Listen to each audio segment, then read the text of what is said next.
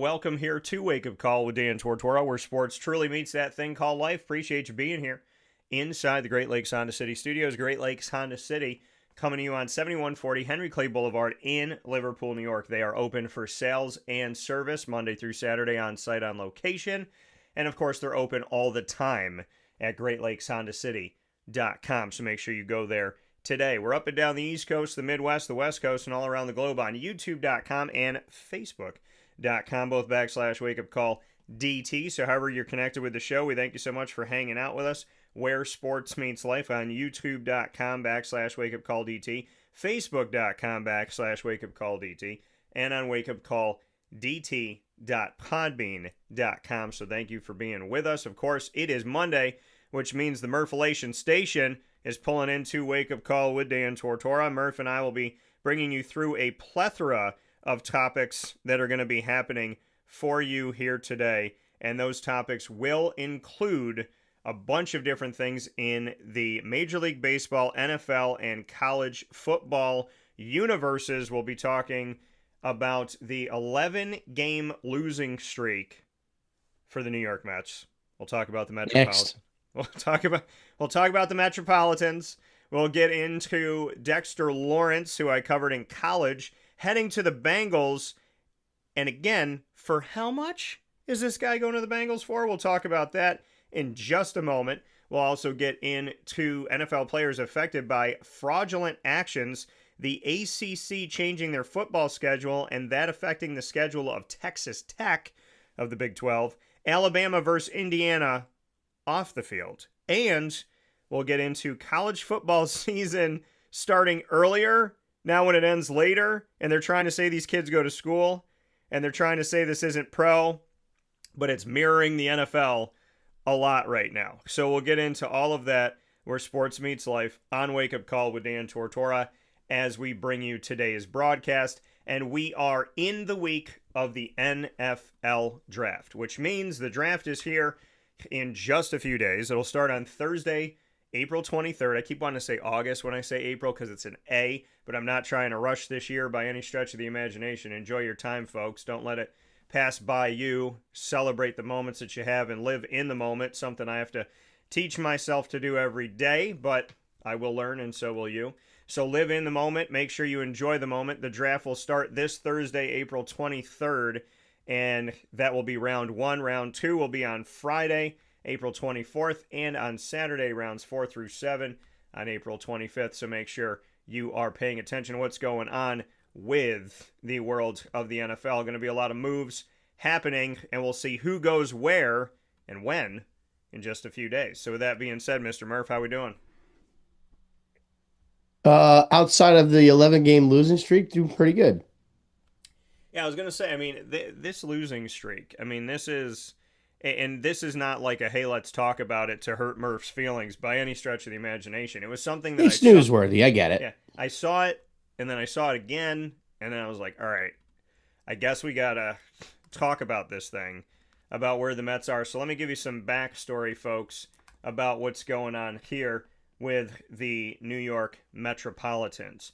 In an 11-game losing streak, heading home, and fans are probably not going to be that happy. This is what I have to tell you about this. The losses for the New York Mets, 11 in a row.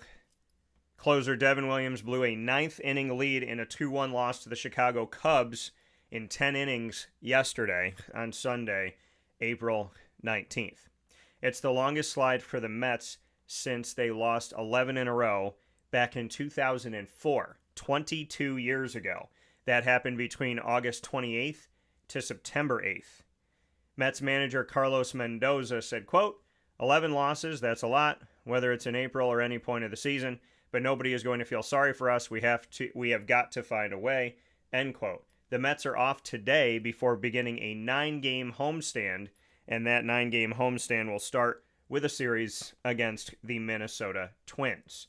Francisco Lindor said, it's going to get loud. It's going to get very loud. Everyone here knows it. We've got to stick together and fight. Fight. End quote. Normally you say it's going to get loud when you're away from home. But if you're one of those blessed teams that play in one of the boroughs of New York, they hate you when you're home. So you're going to hear that in Queens. Lindor said, quote, "This feeling sucks. We're professionals, and we have got to find a way to do whatever it takes to end up on top after 27 outs and sometimes 30 outs.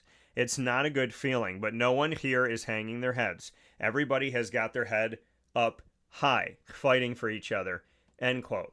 Pinch hitter Michael Conforto tied it for Chicago in the ninth with an RBI double off Williams.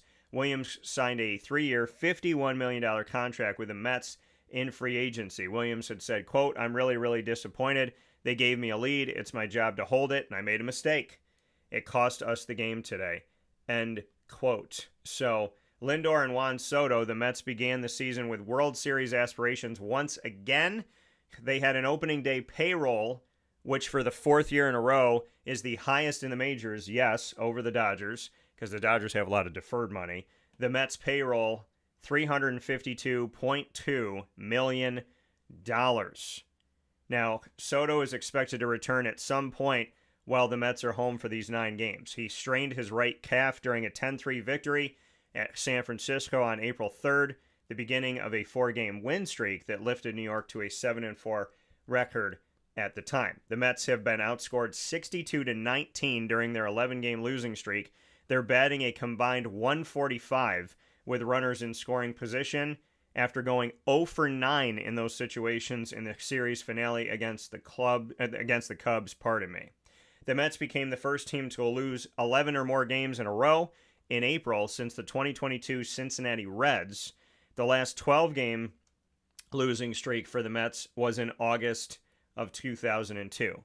Only 4 teams have reached the postseason after going through a double-digit losing streak, which includes the Cleveland Guardians last year and the Los Angeles Dodgers back in 2017. So, Murph, I give it to you because you are my Mets fan.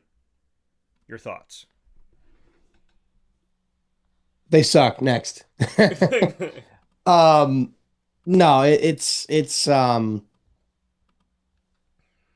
it's one of those things where, you kind of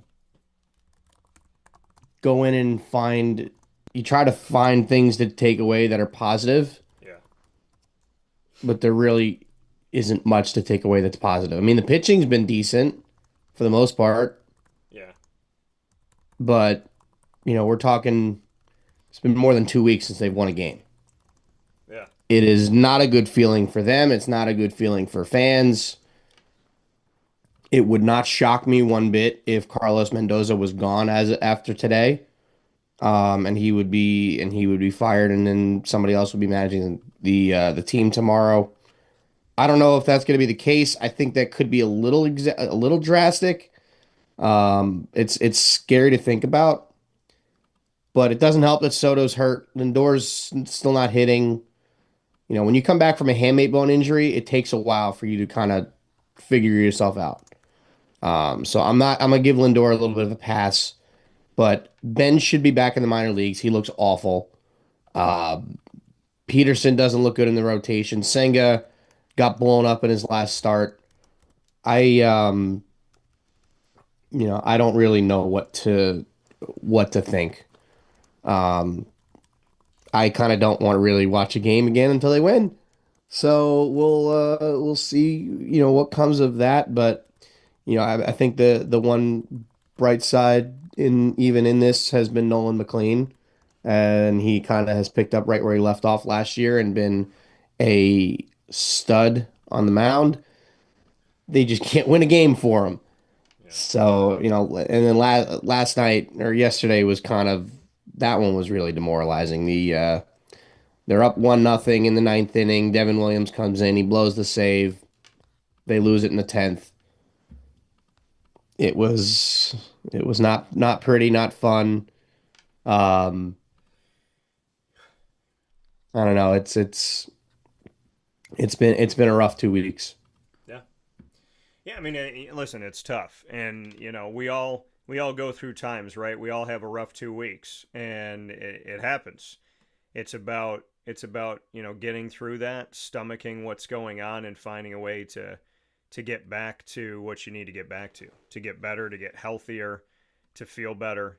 and to take care of oneself. And I just think where we are right now, I want to see this Mets team find their way. I want them to get that sick feeling out of the pit of their stomach. I want them to bounce back. I want them to, get to the winning side of things, not worry about history, not worry about what it means for the postseason. We're 5 seconds into this season.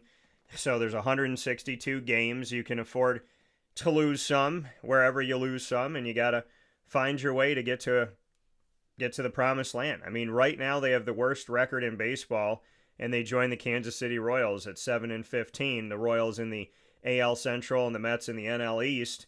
But, you got to find a way to bounce back. We're about 22 games into the season, somewhere around that, 21, 22 games for teams. Mm-hmm. And anything can happen, right? The Braves had a bad season last year. The Braves are in first place of the NL East right now. The Diamondbacks and the Padres and the Dodgers are fighting once again. Some things feel normal. Some things feel different than last year, like the Braves. You look at the Yankees and the Rays, they're both at the top of the AL East. That feels natural. But the Blue Jays were there just a few days ago.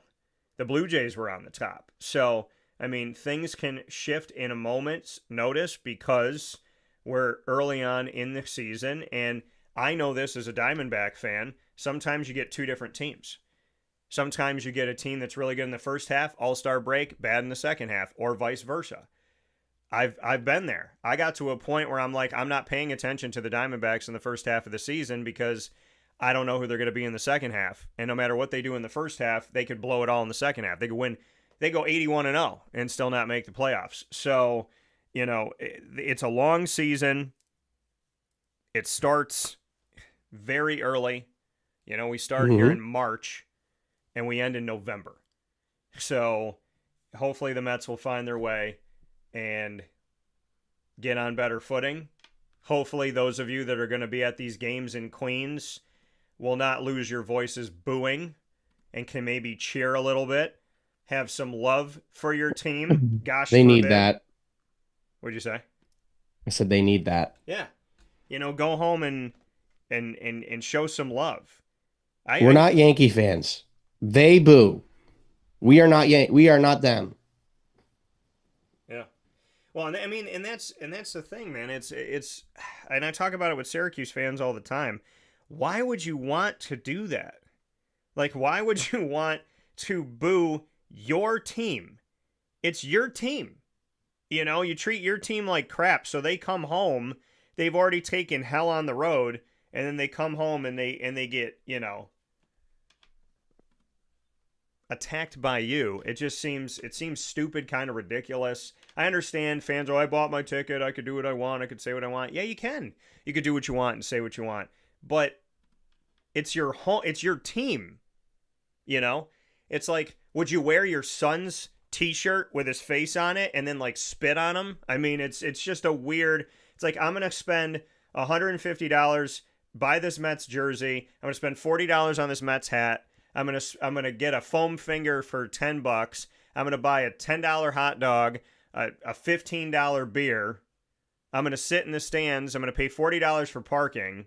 And after my $400 spent, I'm going to scream and yell and cuss and like wish bad things for 9 innings on the team that I just spent $400 to come to see, on top of the fact that I just took the subway, on top of the fact that I'm going to be really tired for work tomorrow. It just seems kind of stupid. Like, I know frustration is frustration, but what other things in life do you put money into and then like constantly hate everything about it? It just seems really stupid. But to the Mets, I hope you do what Deadpool does. I hope you give maximum effort, and I hope it works out, and I hope that things get on the better side of things. We'll be on the better side of things when we shift gears to the NFL. However, we do have to talk about something really weird. Fraudulent things going on that are affecting NFL players may not be what you think it is, folks. So we'll get into that in just a moment here on Wake Up Call with Dan Tortora, where sports truly meets that thing called life inside the Great Lakes Honda City Studios. Stay with us.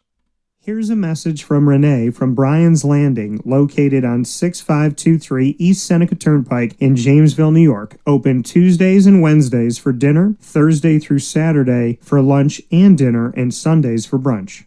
It's a lot like the way that my mom and dad ran their restaurant. We have put in place a lot of people that are family to us, very similar to how my dad hired people that were family to him. And then the tradition I'm carrying on is a lot of the items that are on our menu are my dad's. And he taught our chefs how to recreate his dishes. So I think that Tommy McNerney, who our executive chef is, to him it is an art. And I think that when he does create a dish, it's not just about making the food taste delicious, which is definitely our priority, but it's an art to him, and it's almost like his canvas on a plate where he just wants the colors to look great, and people love it because he takes pride in that. And Brian and I appreciate that. We want it to obviously look good and taste good.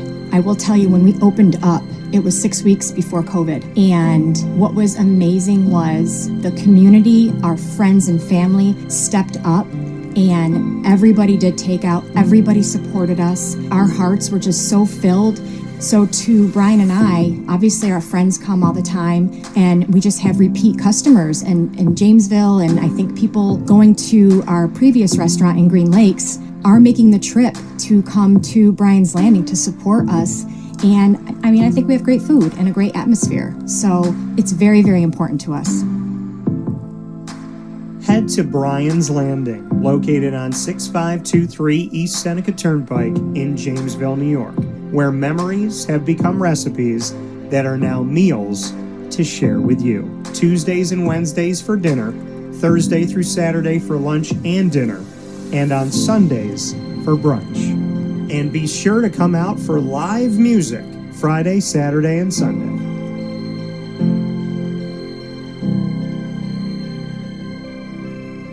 Life gets busy, and sometimes that means us running around. So Canine Camp Dog Daycare offers you an opportunity to give your dog a place to stay while you take care of what you need to throughout the day. Canine Camp Dog Daycare is located on 228 Old Bridge Street in East Syracuse, New York. You can see it from the highway, and it's just off of Erie Boulevard across from BJ's Wholesale Club.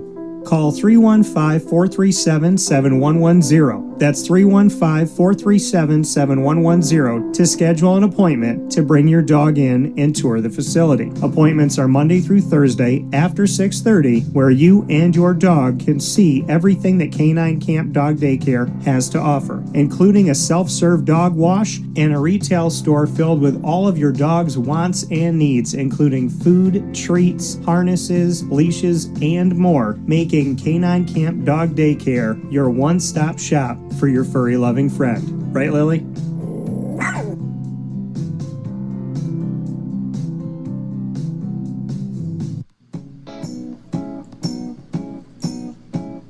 In these unique times, there are those in our community that give us a sense of normalcy and positivity. Pizza Man on 50 Oswego Street in Baldwinsville has been here for you for over 35 years and is here now.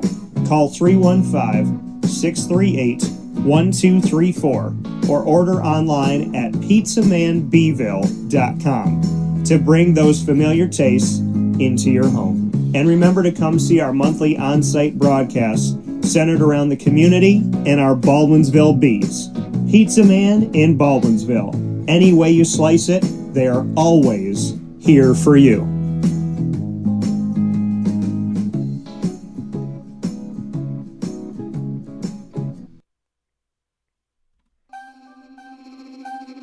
This is Jim Dispenza, owner of Game Point Sports Complex.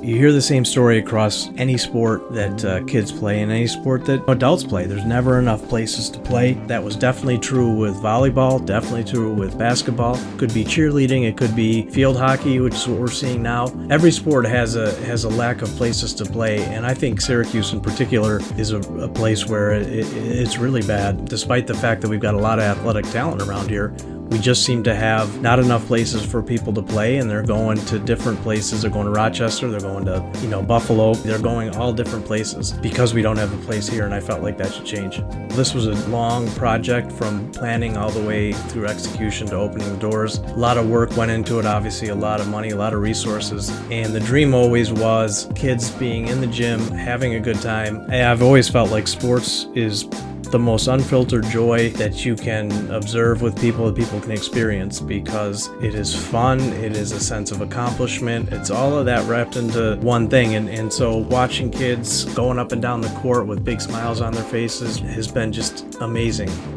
experience. I'm looking forward to years to come of that same thing. We've taken the time to invest in multiple sports, and then what we're finding is the mere fact that we have a large, clean, well-lit space has opened a lot more doors for us beyond basketball, volleyball, pickleball. Now we're having some interest from cheerleading. We've got girls field hockey coming in, and then also there's quite a bit of room for spectators. We've got bleachers, we've got benches, we've got a concession lounge where people can get food and drinks. We're going to have multiple sports going at the same time, using every square inch of this place for what it was conceived for, which is basically people to come in, have a good time in the sport that they prefer. We manage each situation differently. Everybody has different ability to afford different things. Some are bringing 10, 15 people, some are just 2 people. I've had a lot of situations where it's a father shooting around with his son, it's a mother playing pickleball with her daughter or with her son, and in those situations come up and we work with people, and that's allowed us to have groups from 2 people up to 30 people and have some flexible pricing behind it. We're an organization that is here to work with the community any way we can, and I guess part of it is just making sure that we have the flexibility to put together a plan that makes sense regardless of the size of your group. So in order to book time, the best option is to go to our website, gamepointsports-syr.com. You can click from there and sign up for events, sign up for your own particular training, sign up for birthday parties, all of that.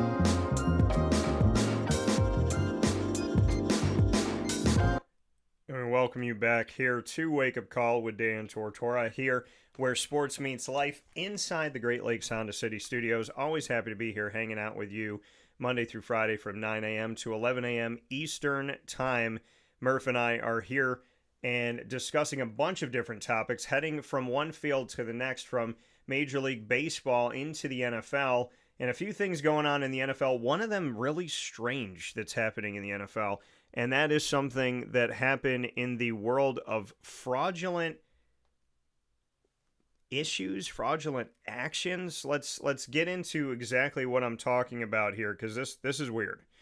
So we're going to get into something that unfortunately has been going on, and that is the world of fraud. I had somebody try and do something a couple of years ago. It's a very strange thing when it happens, but a former Alabama football player faces charges of wire fraud and identity theft after he allegedly used wigs and fake driver's license to impersonate NFL players for the purpose of securing nearly $20 million in loans.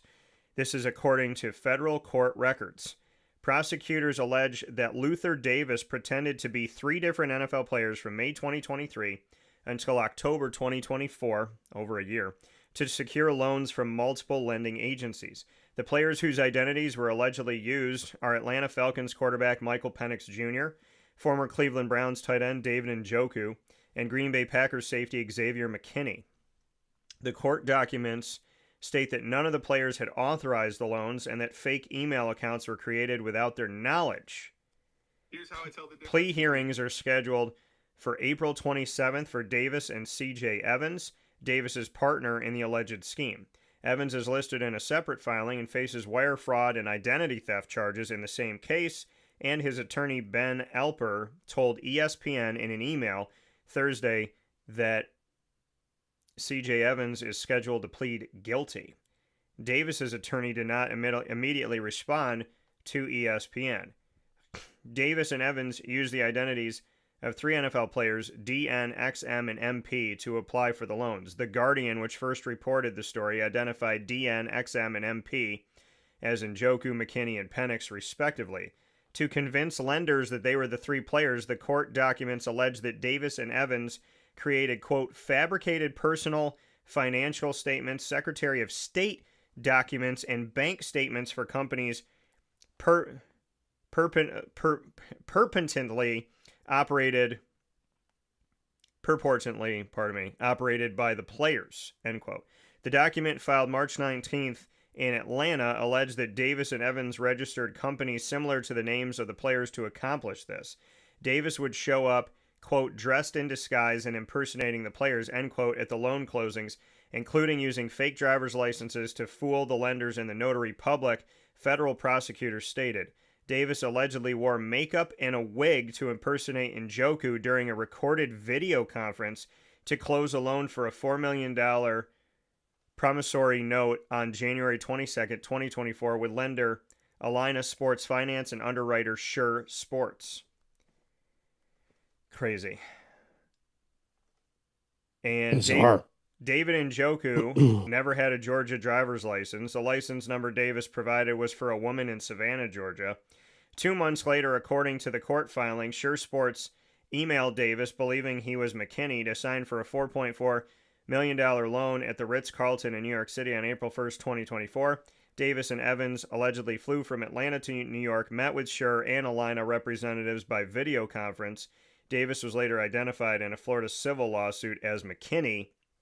On July 26, 2024, Sure Sports and All Pro Capital Funding set up a video conference to close a loan with the MP, Michael Penix Jr., at a Spring Hill Suites in Beaufort, Georgia. Davis allegedly showed up impersonating Penix to secure a $3.3 million promissory note from All Pro Capital, showing up with a, quote, durag-style head covering, durag, pardon me, I don't know why I read that wrong, end quote, and provided a fake Florida license with a photo found online. In all, the court filings allege that there were at least 13 fake loans for more than $19.8 million.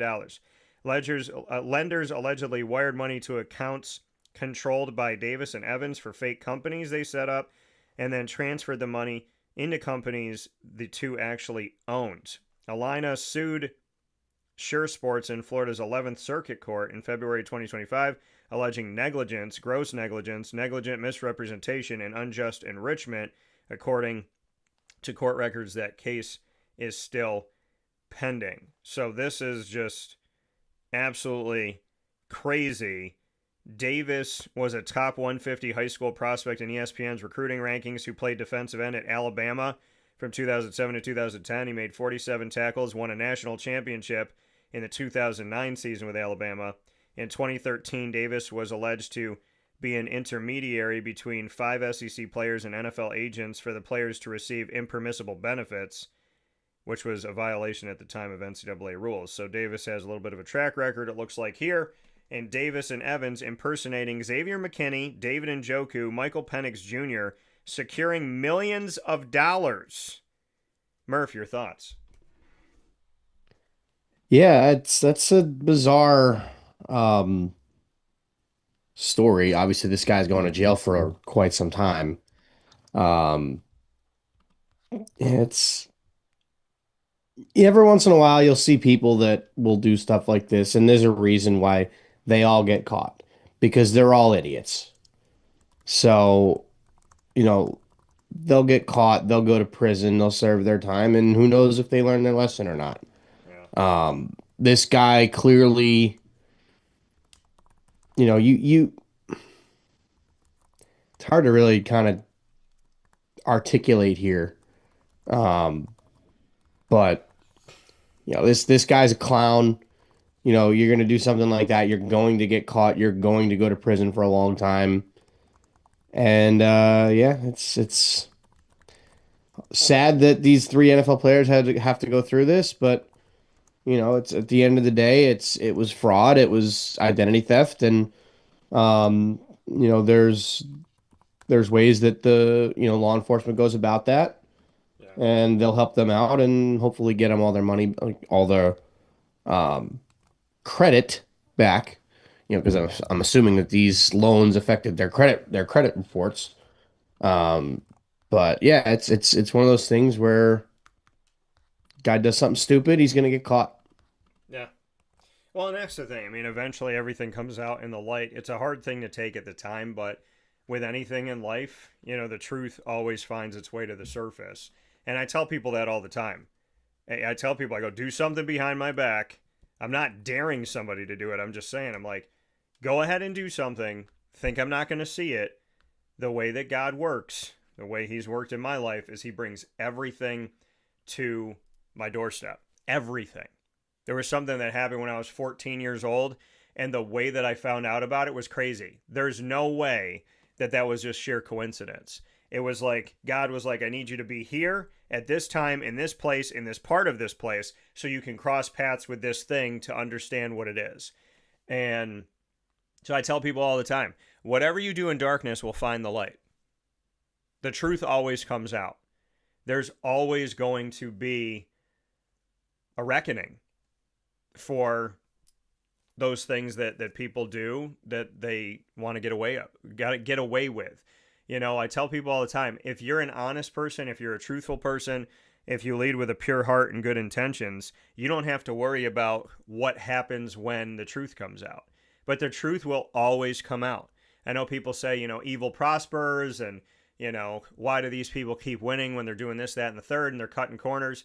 I'm telling you, folks, there is no one that does something dirty in the darkness that never finds the light. It always finds the light. They could make millions. They could pull the wool over someone's eyes. They can do this, that, and the third. But there will always be a reckoning. And that's why I tell people, if you're honest, you don't have to be afraid of the truth.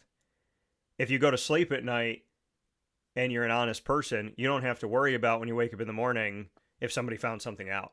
You don't have to worry about what you say. You don't have to keep remembering what you say, you know. And obviously, when you say something, you gotta, I don't mean worry about what you say in the sense of like don't care about how you treat people, but what I'm saying is when you lie, you have to remember. When you tell the truth, you don't have to. When I have a conversation with somebody, I go on to the next conversation. I'm not thinking, oh crap, what did I just tell them that I got to remember that I don't? Because I'm telling everybody the truth. If I tell Murph a story, Isaac a story, my mom a story, my dad a story, they will all repeat it back the same way because I'm not going to tell them different information. Unless they were to lie, the information's exactly the same. And I just find it interesting, the things that people are willing to do to other people when nobody wants to be treated that way. And you never know what's going to happen. You never know how things come out in the light, but they always tell you to not spit into the wind. And, you know, there's people that believe in God. There's people that believe in karma or the universe or whatever the heck they want to call it. But the reality of it all is whatever you put in, you get out unless you change your behavior. You know, if you repent and apologize, then hopefully, you know, that spitting into the wind doesn't hit your face. But there's these people that are vehement about you're going to be treated how you treat people. And the irony is that a lot of people that say that are not treating people well. So I don't wish bad on anybody. But when somebody tells you, I want to get the energy I give, okay, well then watch the energy you give. Watch what you do to people. Nobody wants to be fraudulently attacked, but people will do it. I mean, I still don't know the face of the person that tried to do it to me. I don't know why. I don't know what possessed my name to be a part of it. But when you get that phone call and they're like, hey, there's a person here. We know it's not you. They have this. They got that. We're not gonna let this thing go through, but you need to go here and you need to do this. You need to do that. It's a very strange phone call. And it kind of makes you feel like you're not even on Earth. So I feel bad for Michael Penix Jr. and David Njoku and Xavier McKinney and anybody else that's been affected by it. I had a friend that was affected by it in college. I wish it on nobody. But I will tell those people that are doing bad things, the sun shines in every nook and cranny of the universe. It will find your corner. So clean up your corner before the sun hits it, is what I would say. For sure. And, you know, it's like you see it on TV shows, you see it, you know, real world things. It happens sometimes. And, you know, it could really get somebody messed up. And, you know, it's a shame. And my hope is that people never do it again. But, you know, money talks. People get obsessed and will do anything to get it. That's what this dude clearly did. Yeah. And he's going to pay for it by going to prison for a long time. There's a reason why money is the root of all evil, folks. There's something about it. Yeah, I know we got to have the money to pay for this and pay for that, but stay away from the people that are focused on the dollar. Those people are dangerous people. Let's take a look at something positive happening in the NFL. Speaking of the dollar, this man, sweet mama, defensive end Dexter Lawrence II, passed his physical with the Cincinnati Bengals. He is going to make $28 million over one season. $28 million. Most people will not see $1 million cumulatively in their lifetime. He will make $28 million playing a season that is not the entire year. Dexter Lawrence, acquired by the Bengals from the New York Giants for the number 10 pick in this week's draft, is now under contract with Cincinnati for the next 3 seasons. But he signed a 1-year, $28 million extension. Lawrence said, quote, "I know they gave up a lot for me, and I appreciate that. I don't take that for granted. I have a fire in me," end quote. Bengals Director of Player Personnel Duke Tobin said, quote, "Dexter fits the vision we have on our defense and will also elevate others around him. We are confident in Dexter and can't wait to see the positive effects he and the other players we have acquired this offseason have on our football team. We are excited to turn to the draft and our remaining picks to further enhance our team," end quote. The Giants traded Lawrence after they had reached an impasse in negotiations on a new deal. He requested a trade after 7 years with the New York Football Giants after being drafted in 2019 from Clemson, which is where I first covered him. The Giants now own the rights to the number 5 and number 10 picks in the first round. So if they really do want Jeremiah Love, maybe they could entice somebody. Lawrence, if he even makes it to him. Right. I've been seeing rumblings that Tennessee might take him at 4. Well, that's the thing, is maybe they make a deal with Tennessee. Now, Dexter Lawrence, 28, was a Pro Bowl selection from 20. Here's a funny thing. $28 million extension, he's 28 years old. Dexter Lawrence was a Pro Bowl selection from 2022 through 2024, was named second-team All-Pro in 2022 and 2023. He has 30.5 sacks and 40 tackles for a loss in 109 career games, but is coming off a season with career lows in sacks, which was a half a sack last season, and tackles with 33. The move is rare for Cincinnati. According to ESPN research, this is the first time the Bengals have traded a top 10 pick for a player in the common draft era since 1966. Now, for defensive tackles in the past 4 seasons in the NFL, here are the players with the most pressures on a quarterback. Chris Jones with 135 is first. Dexter Lawrence is second with 123. Zach Allen, Zach Allen, 117, and Quinnen Williams with 115. The trade helps the Bengals solidify an offseason strategy built around strengthening the line of scrimmage. And as I was told many years ago by, at that time, UCF Golden Knights head football coach George O'Leary, if you do not build your team from the inside out, if you don't understand the trenches are the most important thing, the offensive and defensive line, then you don't know football and you should probably do something else. Cincinnati signed former Seattle Seahawks edge rusher Boy Mafe to a 3-year, $60 million deal and added former Minnesota Vikings defensive lineman Jonathan Allen on a 2-year, $25 million deal. Aside from that, and the signing of former Kansas City Chiefs safety Brian Cook for 3 years, $40.25 million, Cincinnati had a quiet offseason besides those 3 moves. Lawrence's acquisition significantly changes things as they're looking to quickly improve a defense that struggled last season as the team missed the playoffs for the 3rd year in a row. Dexter Lawrence now belongs to the Bengals for the next 3 seasons, but the extension on the end, $28 million for 1 year. Feels like a franchise tag, but it's actually part of the contract. Your thoughts?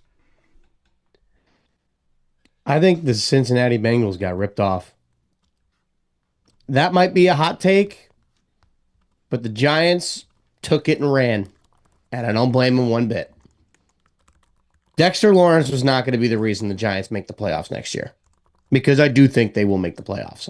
I think they will be the team that goes worst to first. It happens every year. I think they're going to be that team this year with Jackson Dart at quarterback.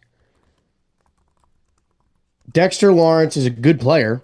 Don't get me wrong. Interior defensive linemen have been getting way overvalued in the last year. Keep in mind, Quinnen Williams is a I would argue a better player,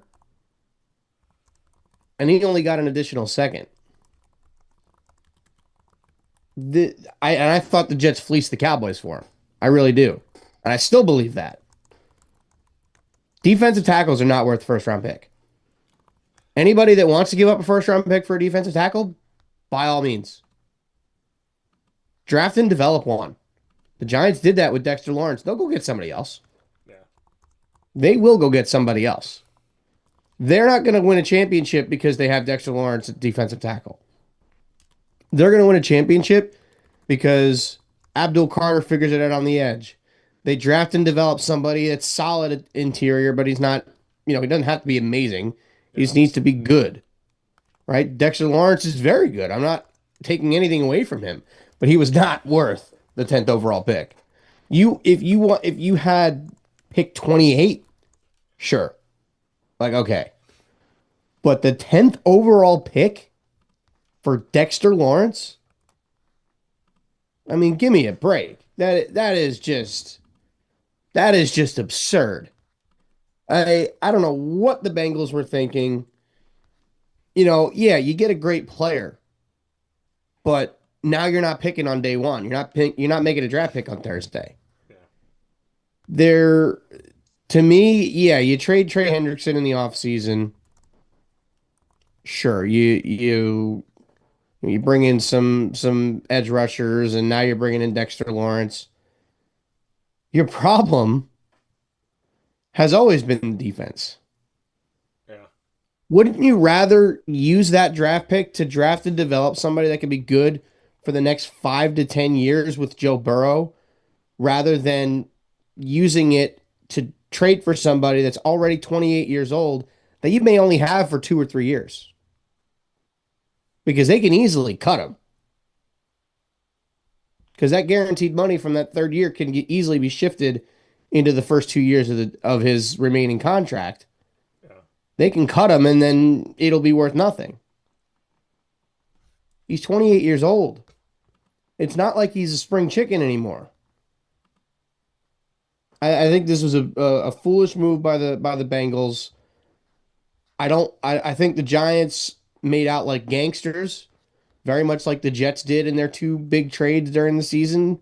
Getting 2 first-round picks for Sauce Gardner, who I don't even think was even worth 1, and getting a first and a second for Quinnen Williams, who, again, I don't believe was worth the first-round pick. But when you have those guys, and teams are willing to give up first-round picks for them, hey, be my guest. Take them. You can have them. Now the Giants are going to pick twice in the top 10. They could pick up another receiver to pair with Malik Neighbors and Jackson Dart, in addition to whatever they do defensively at number 5. Yeah. Or they take Jeremiah Love, which, to be honest, I don't think is a good idea. I think that I like the Cam Scadaboo, Tyrone Tracy combination at running back. Yeah. So I would leave that alone personally. But to me, if I'm the Giants, I would take that deal 10 times out of 10. I'm glad they did, as somebody who does, root for the Giants as my second team. I was happy to see it for them, and I'm interested to see what they do at number 10 now. Yeah, I mean, listen, having the 5th and the 10th pick, you got 2 top 10 picks. You do this right, these 2 picks can help you not only get into the postseason now, but you could build a team that's going to be a perennial contender. If they do this right with these 2 picks, the Giants could literally flip their trajectory from where they've been to where they're going in a positive light. This is a team that commonly doesn't make the playoffs anymore, and they could put themselves in great positioning. You got guys like safety Caleb Downs that I covered at Ohio State that could be available to them. You have Sonny Styles, linebacker from Ohio State. If you want to go and get a receiver and you want to, build that up for Jackson Dart, you have Carnell Tate, wide receiver from Ohio State. And then, you look at your defensive line and say, all right, you gave up Dexter Lawrence the second. Well, do you want an edge guy like Ruben Bain Jr. that I covered? Do you want a guy like Akeem Mesidor, both of those guys from Miami?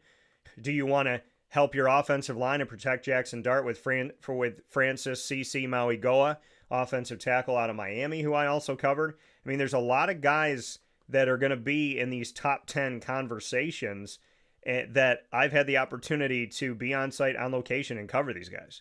So the Giants can assess their offensive line. They can assess their defensive line. They can assess they needed a skill position.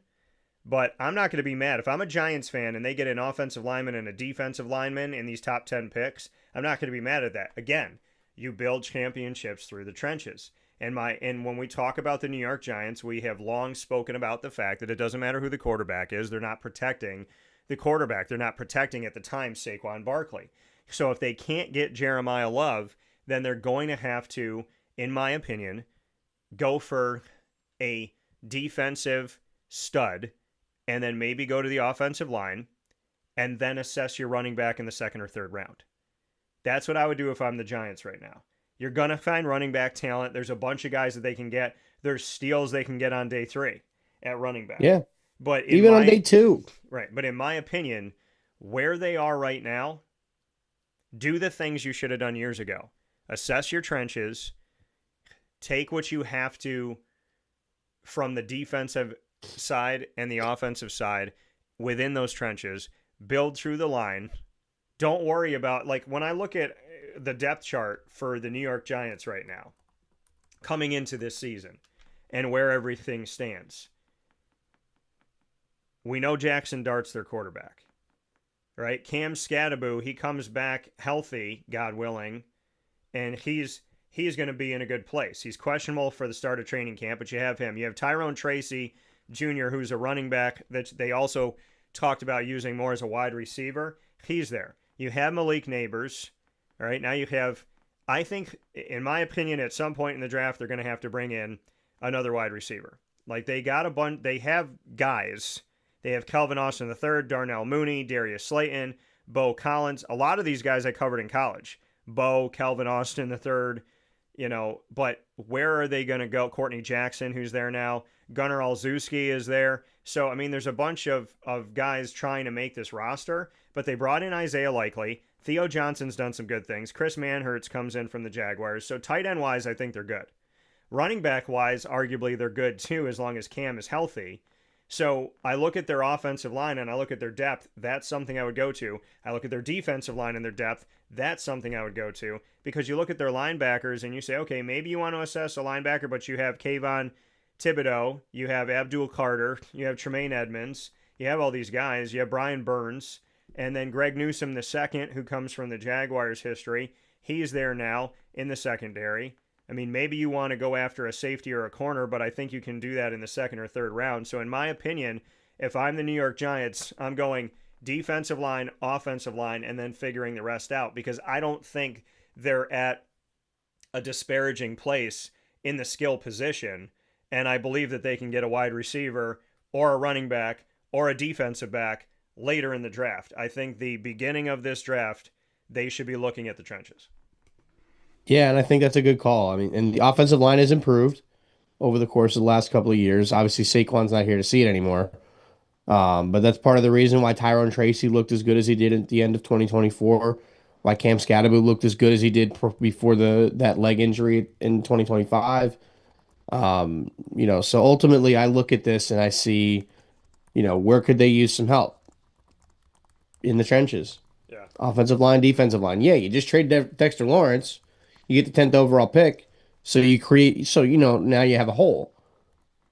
Could they maybe address that on day 2? Absolutely they could. Because if they have the right, maybe if Cardinal Tate falls all the way to 10, yeah. Maybe you say, okay, maybe we address, defensive line later, or maybe we address offensive line later. We take who we take at 5. Yeah. This guy from Ohio State, who's a stud, just falls into my lap, and you go, okay, imagine him and Malik Neighbors side by side with Jackson Dart throwing him the football. Yeah. And I just drafted an offensive line to protect an offensive lineman to protect my quarterback. Maybe that's a good way of going.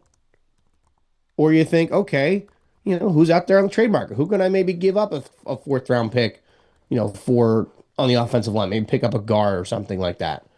So, ultimately I look at it and I see a lot of options. And I think they're in a lot better shape than the Jets are with 2-16 because, 2 is great because they get their pick of, the best player on the board because Fernando Mendoza is not the number one player in this draft. Yeah. He's just not. Yeah. He's going to go number one because he's the best quarterback, but the Jets are going to get their pick of their favorite player in the draft. If it was Fernando Mendoza, then fine, you're going to get your next pick.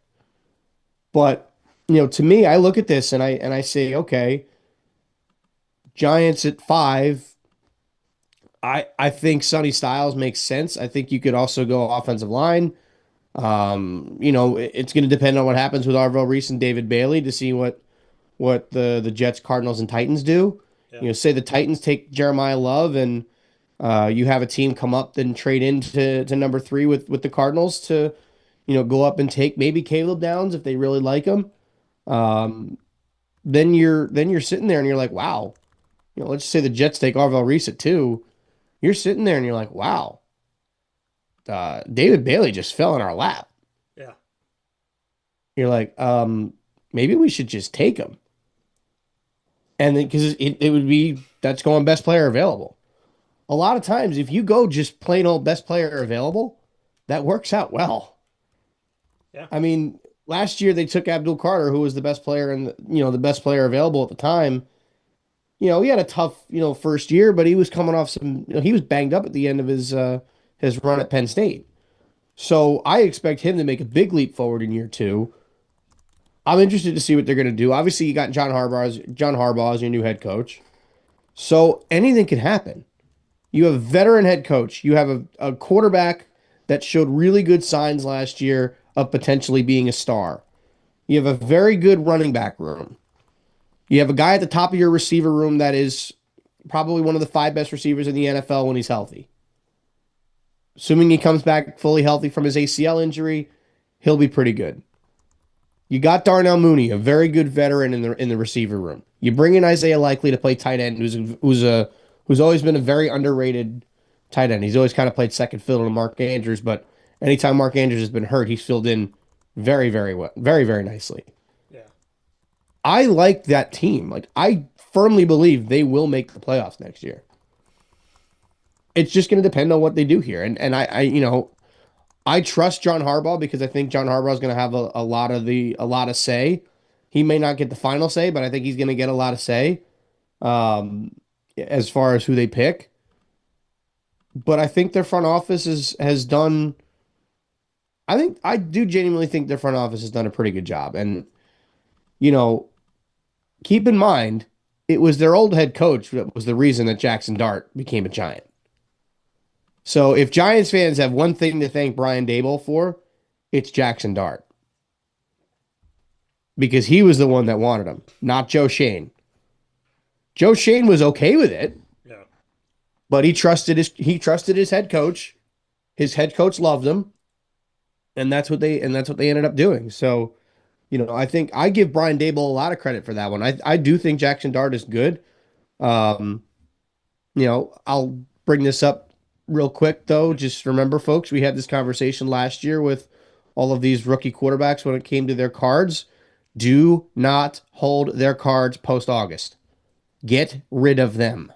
Yeah. Just had to make sure I got that in there again. Because, was I right or was I right? Yeah. Right? I was. Now, granted, Drake May shot up. Yeah. But about 5, 6, 7 weeks into the season is when he shot up. Yeah. He went down before he went up.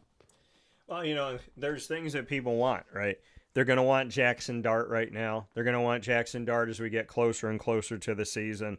There's certain players that will be wanted. And anything that's signed by Fernando Mendoza, anything, and it could be signed and not be licensed product, anything that's Fernando Mendoza signed, get rid of it. Get rid of it within this time period. Get rid of it once he gets drafted. in this sweet spot of like April, May, June, if you have something signed by Fernando Mendoza that you're okay letting go of, let go of it now. Because you don't know what's going to happen. I would. You don't know what the Raiders are going to look like. But this is the thing with the college product. Once the college jersey signed stuff, right? When you get a card and you got the college logo, college jersey in it signed, once the NFL stuff starts coming out, people want the NFL logos. They want the pro stuff more than they want the college stuff. So when you have the college stuff, like when I had J.J. McCarthy, I got JJ before the Minnesota Vikings came out. And then when I got the Minnesota Vikings numbered RPA of JJ McCarthy, I sold it for $110. I literally opened a box, got it, put it in the case at a GG Cards and Breaks trade night, and it was the first card that I sold. Guy walked up to me and said, I didn't even know that he saw it. He literally walked up. I didn't even know that he glanced at it. He must have knew I had it because he walked up and I barely looked at my case and he said, you might as well take the JJ out. So there's certain things that people want. Drake May, as Murph talked about. I had a whole line of Drake May when Murph was up for GG Cards and Breaks trade night at the Wildcat. Murph's buddy's there. He comes up. He looks at my stuff, and I had a row of Drake May. He said, you might as well take that entire row out right now. So there's things that people want. They want it now. They want it when guys are healthy. They want it when guys are getting ready for the season. They want it when every team is 0-0. Get rid of the stuff now. Your Drake Mays, your signed college Fernando Mendoza stuff. Think about what you have and start getting it out there on the line. J.J. McCarthy, he's going to have somewhat of a market. There are certain guys that will have a market out here. Your Jeremiah Love stuff is going to go up. Your Ruben Bain stuff is going to go up as well. So, I mean, Ty Simpson. Yeah. I hope. I have a Ty Simpson auto that I'm sitting on right now. So, to me, as long as it's not the Jets, I hope somebody takes him in round one. Yeah. I already jacked the price up on eBay, so let's see if maybe somebody gets the hype and they want to pay $450 for a Ty Simpson auto that I paid $150 for. Yeah. So, I mean, right around this time, folks, right around the draft, those guys that get drafted high, go back, do what I do. Go back and look at your cards. I buy Bowman all the time. And I get these cards 1, 2, 3 years in advance, these Bowman firsts. And I'll go back and look at what I had and not even realize that I have all of these players that, I had Jackson Dart stuff just sitting there because I had it for a couple of years. His first card printed out, and then he goes to the draft, and now all of a sudden I got this Jackson Dart stuff to sell. There's a bunch of players that you may open that you don't know. And then all of a sudden you're like, oh, like my KC Concepcion. That's another guy. I go through, this is what you have to do. Go through your cards that you've gotten over the last couple of years with college players. Look at who you have because you're going to surprise yourself. You may have some numbered stuff. You may have some, refractors that are on the more rare end. You could have the Bowman first of these players. I mean, I'm selling basic cards, Jackson Dart, no autograph, just a Bowman first. People see it, they want it because it's Jackson. So look at what you have. Look at who's in the draft this year and look at who's coming off of injury and just be smart about getting through this stuff, especially when it comes to the quarterbacks, because people spend a lot of money on quarterbacks and you can get a Michael Penix Jr. auto right now in the Falcons low. But if he starts really low, if he starts off the season and he's out here doing a fantastic job and 3-4 weeks in, he's doing well and you still got it. Well, you got something to move. But when I got Michael Penix's autograph, it was on a college card with the Washington Huskies. I didn't want to sell it because I like Michael Penix, but I'm at a GG Cards and Breaks trade night. Here's my Michael Penix card. And if I can move that thing for almost $100, I moved it.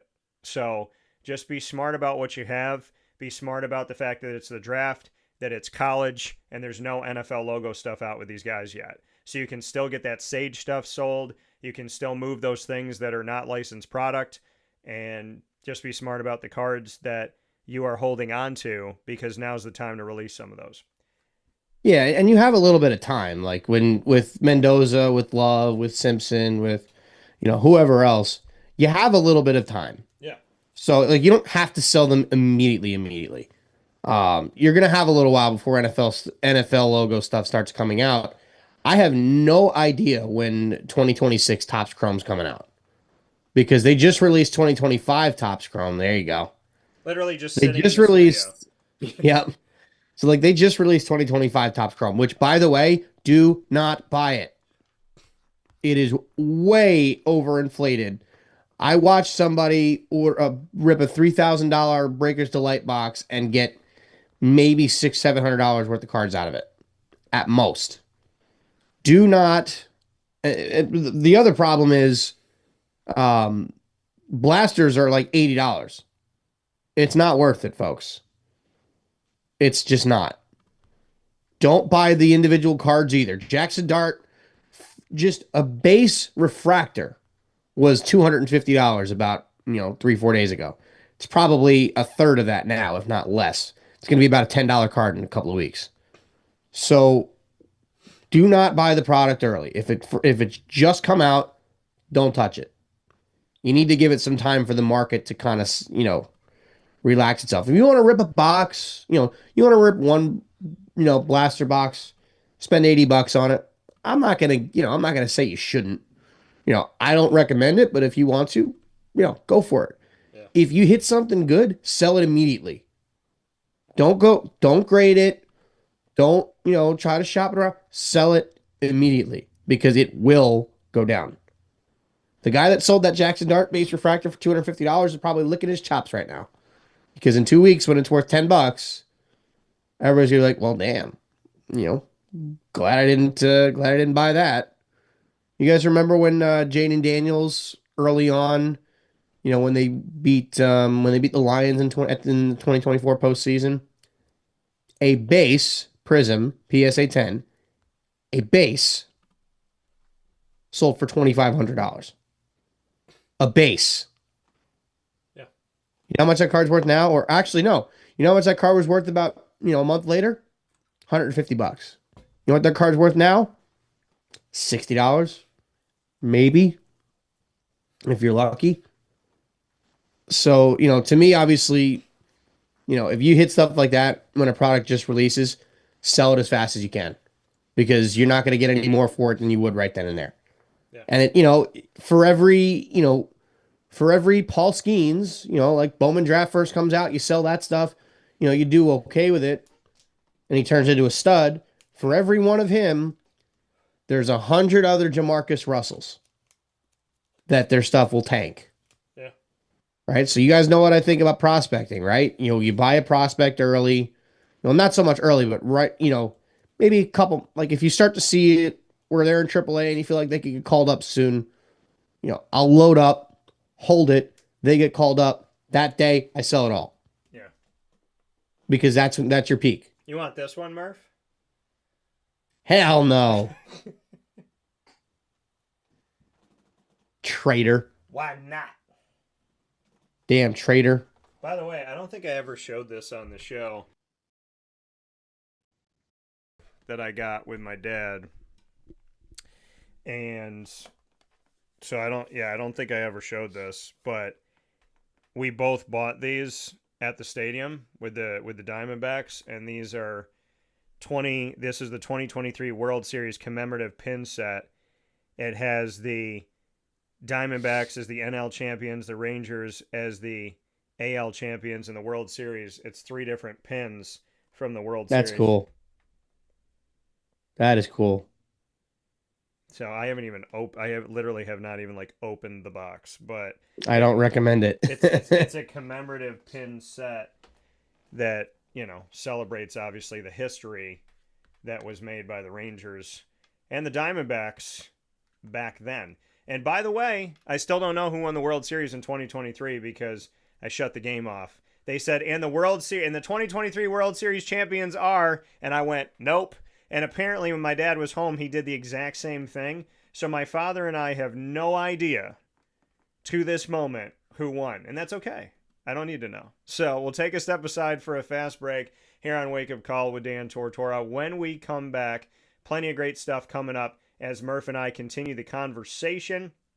In that conversation here on Wake Up Call, with Dan Tortora will continue with us discussing the world of college football. What is happening? The first thing that we will talk about after this fast break inside the Great Lakes Honda City Studios, Alabama and Indiana are feuding off the field, and it's with one of the guys that I interviewed recently. We'll hear about it right after this. Hey everybody, this is Rockney Roberts from Willow Rock Brewing Company. We are here in Cicero at the Willow Rock Pizza Pub. And I'm Kevin Williams, also from Willow Rock Brewing Company. Happy to be here and happy to be partnering with CNS and Dan Tortora.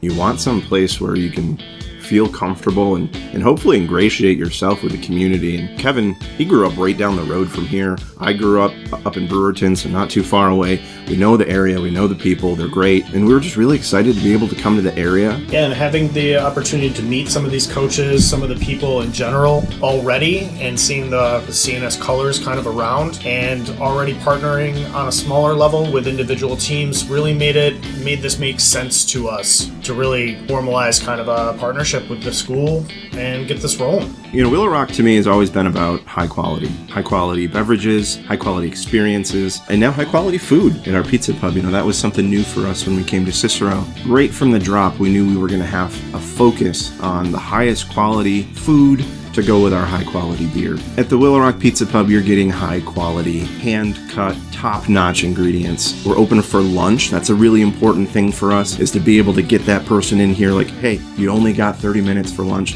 but we're gonna have something for you that you can get quickly and available to everybody. Yeah, we wanted something that was just a little bit outside the box, a little bit outside of comfort zone, but still something that you could rely on to be consistent and easy to look at and easy to be like, oh, I can see myself eating this. I can see myself wanting to have that more than once. Eating a whole pizza like our beef on weck pizza, I've never seen one anywhere. It's just a great ideas, great inspiration across the board. We're their spot to stop. We're their friendly neighborhood watering hole, as well as pizza place and place to stop for a restaurant. Not just beer drinkers here. We've got wines, we got cocktails, we got non-alcoholic stuff for the kids. The location is more important today than it ever has been before, and we're lucky enough to be here in Cicero. The Willow Rock Pizza Pub is a place where you can bring your family. You can come in, you can grab a soda, you can relax. You can come after a game, before a game, your parents, your grandparents. Our goal is to make sure that everyone's comfortable here. We want students, we want athletes, we want your coaches. It's going to be a good time. So come here, enjoy the high quality food, high quality beverage that we're going to offer to everybody. And hey, go North Stars. We're so happy to have the North Stars. We are very much a kid-friendly establishment. We have tons of space outside for everybody to be playing outside, as well as listening to live music, enjoying some pizza. The Willow Rock Pizza Pub is open 6 days a week here in Cicero. That is Tuesday through Sunday. And our website is willowrockbrew.com, and our socials are at Willow Rock Brew. So find us on the net, find us in person. We'll see you soon.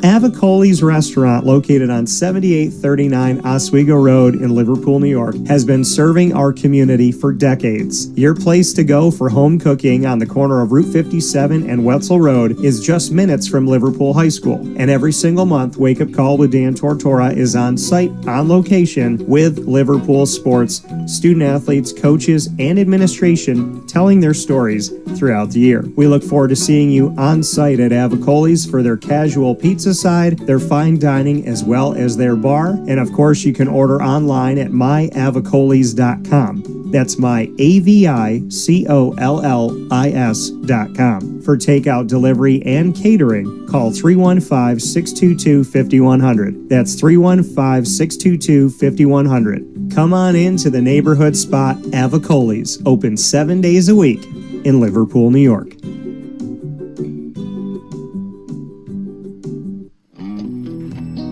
K9 Campground Dog Boarding is your home away from home for your furry-loving friends. Open 7 days a week with drop-off and pickup times in the morning and later on in the day and early evening. K9 Campground Dog Boarding is the spot to trust with your dog for short and long-term stays. Call 315-299-4013 for more information. That's 315-299-4013, and go to k9campground.com as well. That's K9, ground.com, where you will find all of the information on their different cabins, which include the classic cabin, executive cabin, grand cabin, and luxury cabin. K9 Campground Dog Boarding, where your dog will have indoor and outdoor areas as well as their own private cabin for any size, any breed, as well as dogs with different needs. Dog parents and dogs alike choose K9 Campground Dog Boarding. Isn't that right, Lily?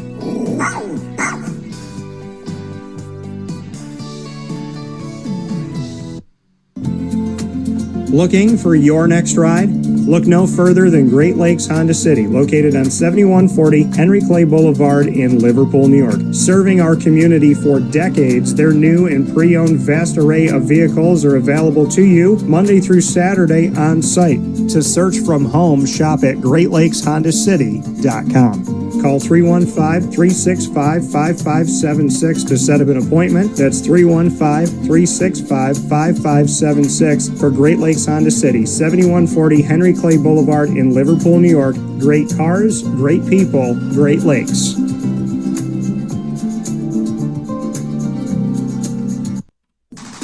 The Wildcat Sports Pub in Camillus, New York is located on 3680 Milton Avenue in the Home Depot Plaza. It is your family-friendly sports bar and restaurant. Folks, some sports bars aren't family-friendly. Some family-friendly restaurants are not sports bars. The Wildcat Sports Pub in Camillus, New York is proud to be both. It is that marriage that you've been looking for years. The Wildcat Sports Pub is your home base for your sports bar and restaurant needs, games for the kids, indoor and outdoor activities, and enough things on the menu to come back every single week and get to try something new. They're open Sundays from noon to 8 p.m., Monday through Wednesday, 11 a.m. to 11 p.m., and Thursday through Saturday from 11 a.m. to midnight. For reservations and party information, call 315-487-2222 for the Wildcat family-friendly sports pub and restaurant.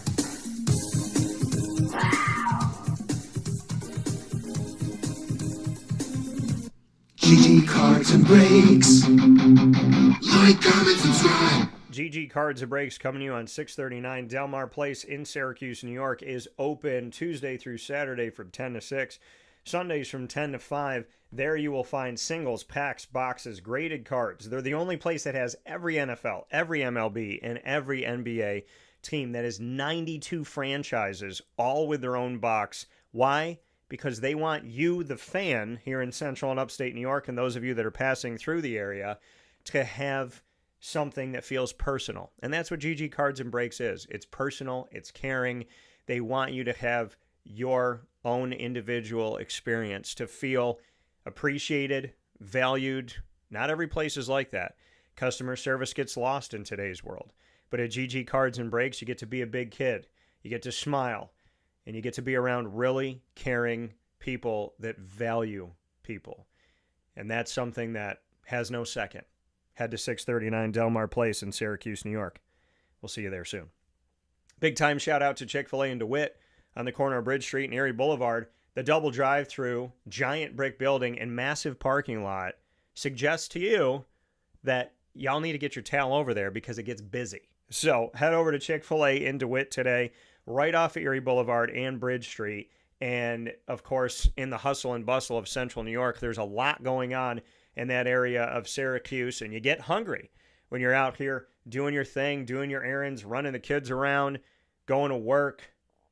Chick-fil-A DeWitt is centrally located for you to be able to have those wonderful things, the original chicken, the grilled chicken, the spicy chicken, the mac and cheese, the fruit cup, as well as the new frosted beverages, and, of course, those shakes that you love. Head over to see Megan Sorber and her team today at Chick-fil-A in DeWitt on the corner of Bridge Street and Erie Boulevard as they anxiously await your presence. With that being said, here on Wake Up Call with Dan Tortora inside the Great Lakes Honda City Studios, Murph and I hanging out here with a lot of different topics to discuss.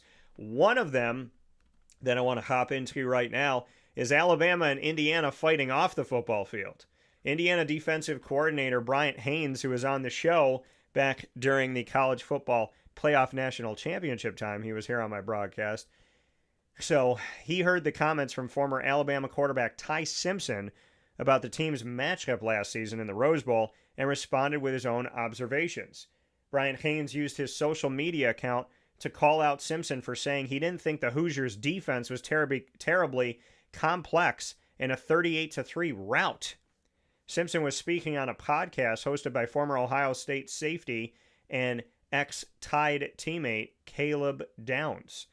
Indiana handed Alabama the most lopsided bowl loss in program history while limiting the Crimson Tide to their lowest scoring total in a bowl game since 1960 in the Blue Bonnet Bowl against Texas, which ended in a 3-3 tie.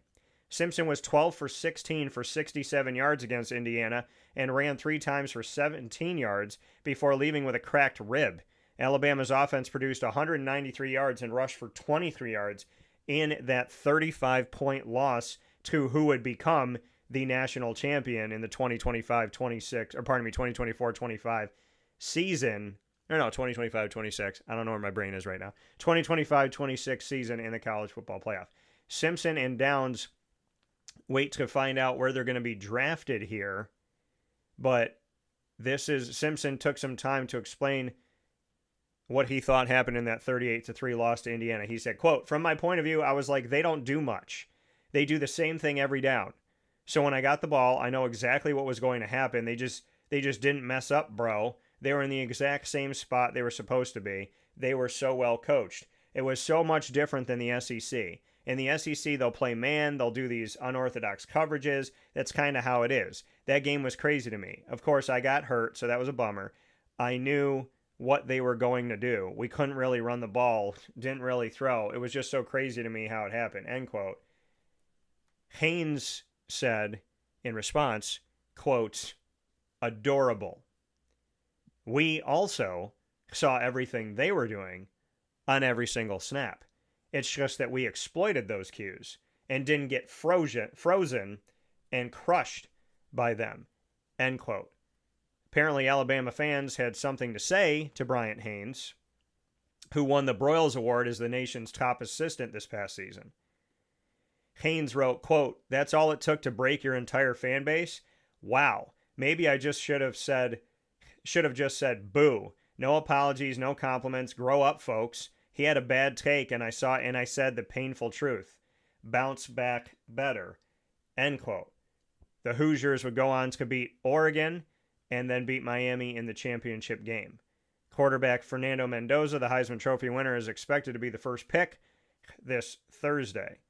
So, your thoughts, Murph, on a quarterback saying, well, we knew what they were going to do. We saw everything. They lined up the same every time.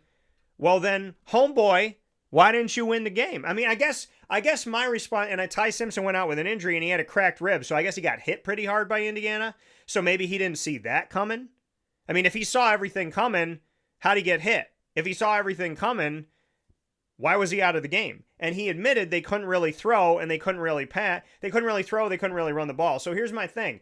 I don't understand Ty Simpson talking about, well, we knew everything they were going to do, but we couldn't really do anything against it. So you had the knowledge, but you didn't have the talent? Or you had the knowledge, but you didn't have a plan? Because it's kind of a backhanded compliment to say, well, we couldn't really do anything against them, but I saw everything. They didn't do anything special. They didn't do it like the SEC. They didn't do these unorthodox coverages. They were just out there and we read them every time. Well, if you read them every time, then why can't you? I guess I'm always confused by people that say, I saw it coming, I knew everything, I'm smarter than them, I'm better than them. Then why'd you get spanked by them? And again, you left the game due to an injury, so you didn't see that hit coming.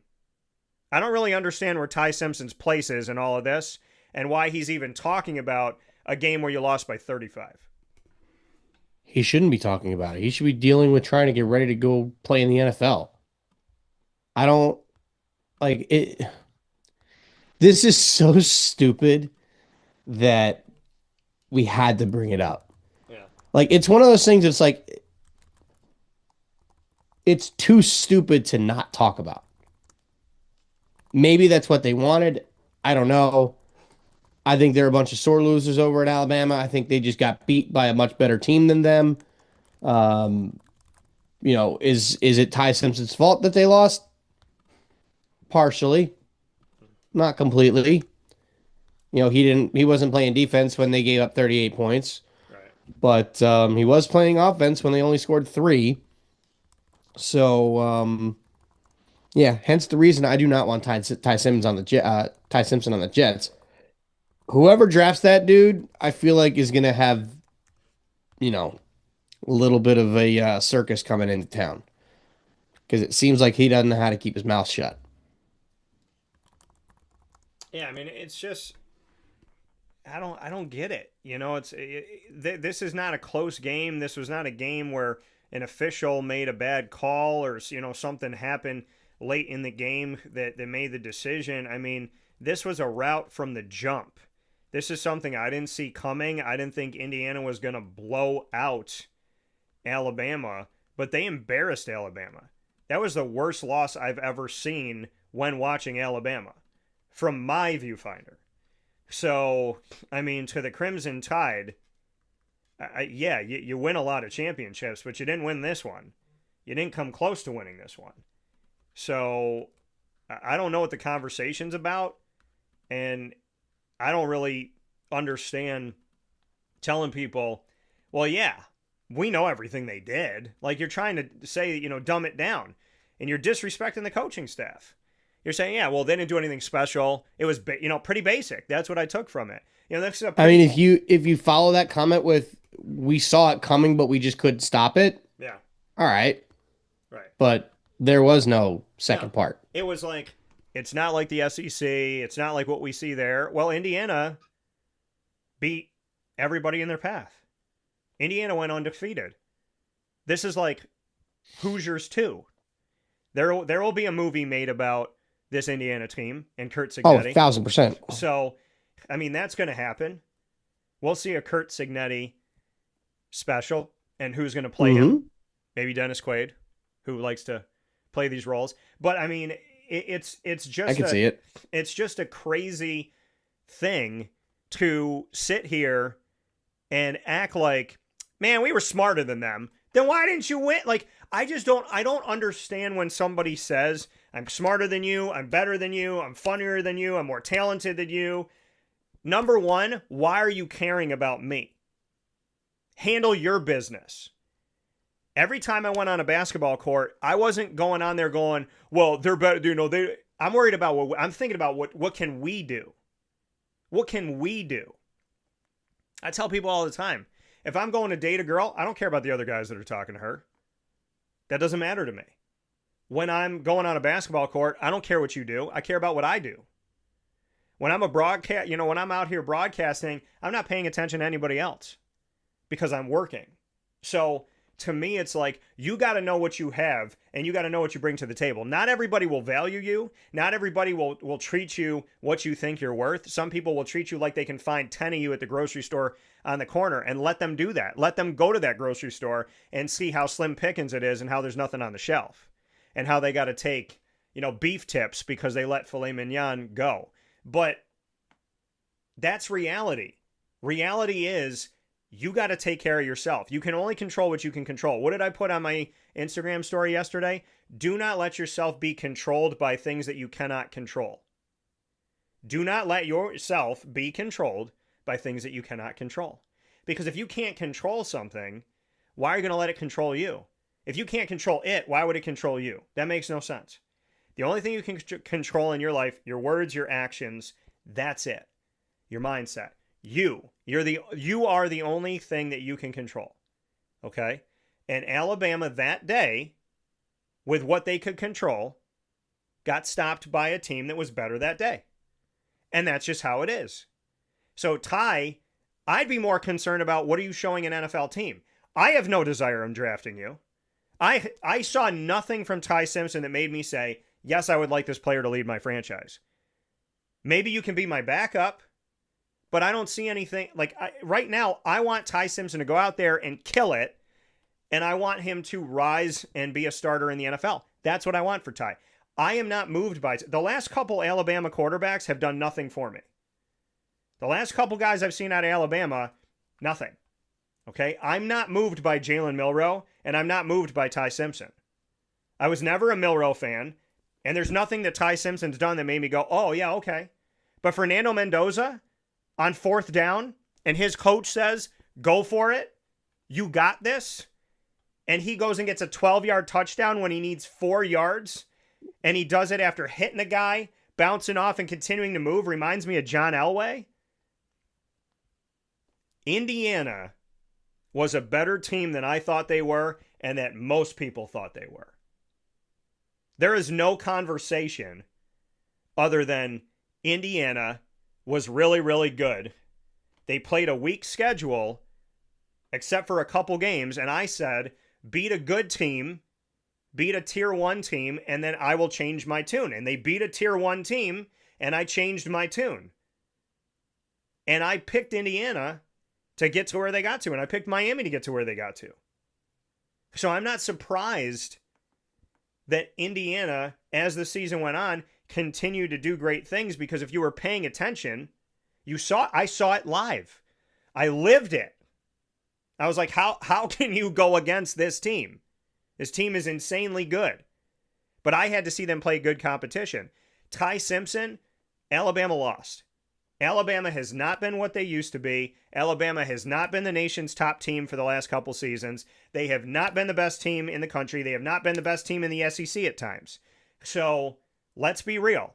Georgia's the best team in the SEC right now. They're the best team. Okay? You got to find your way back. But to sit here and say, they didn't do anything. Well, they beat you by 35. Like, you got to give credit where credit is due. Syracuse loses to Georgetown. There's no Syracuse fan that likes Georgetown. But if they're the better team, they're the better team. And you respect it and you move on. When I was playing basketball, we had rivals. There were people that went up against me that were dirty players. They'd elbow me in the chest. I'd go to go inside of the arc. They'd elbow me in the chest, elbow me in the chest, elbow me in the chest. And it was aggravating because it's a foul. They were playing cheap because they couldn't guard me. And it got annoying. But you got to work through it. You got to figure out a way around it. It doesn't mean anything for me to complain about it years. Well, that guy hit me in the chest or else I would have. You got to find a way around it. Adversity strikes everyone. And who you are is shown in adversity. It's not shown in everything going well.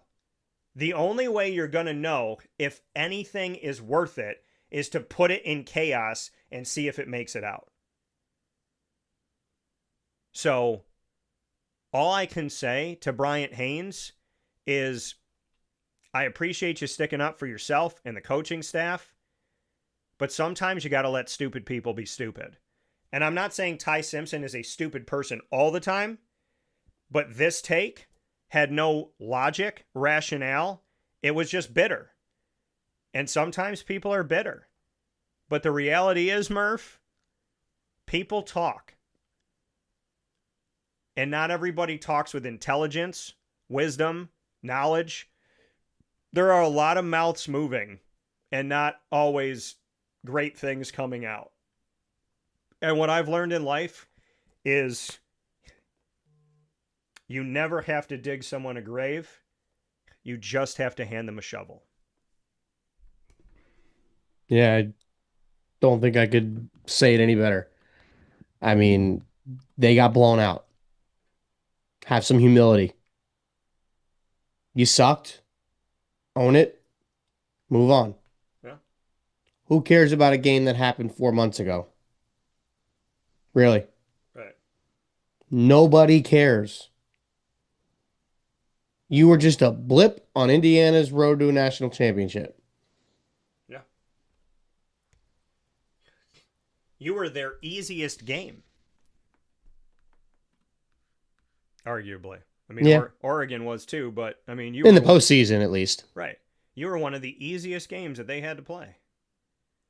So, I mean, Let's just And that's a team we all talked about as being the best team in college football early in the year. Yeah. What the hell were we thinking? Yeah. I mean, listen. Alabama's always going to be picked to be a top team because of their name. But you have to show it. You have to show it. Okay? Not everybody that's picked first ends first. Very rarely does that happen.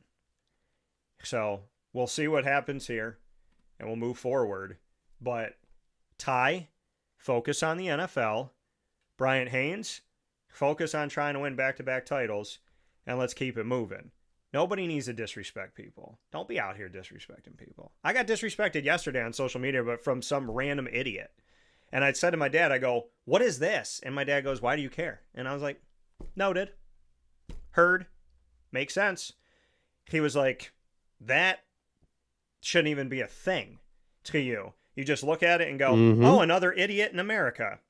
Wow. Throw that in the pile. I mean, seriously, folks. We have a person, we have a pilot that was shot out of the sky into an Iranian desert who walked 7,000 feet up a friggin' mountain and hid himself in a crack in the mountain, and we found him and nobody died. But you're still an idiot.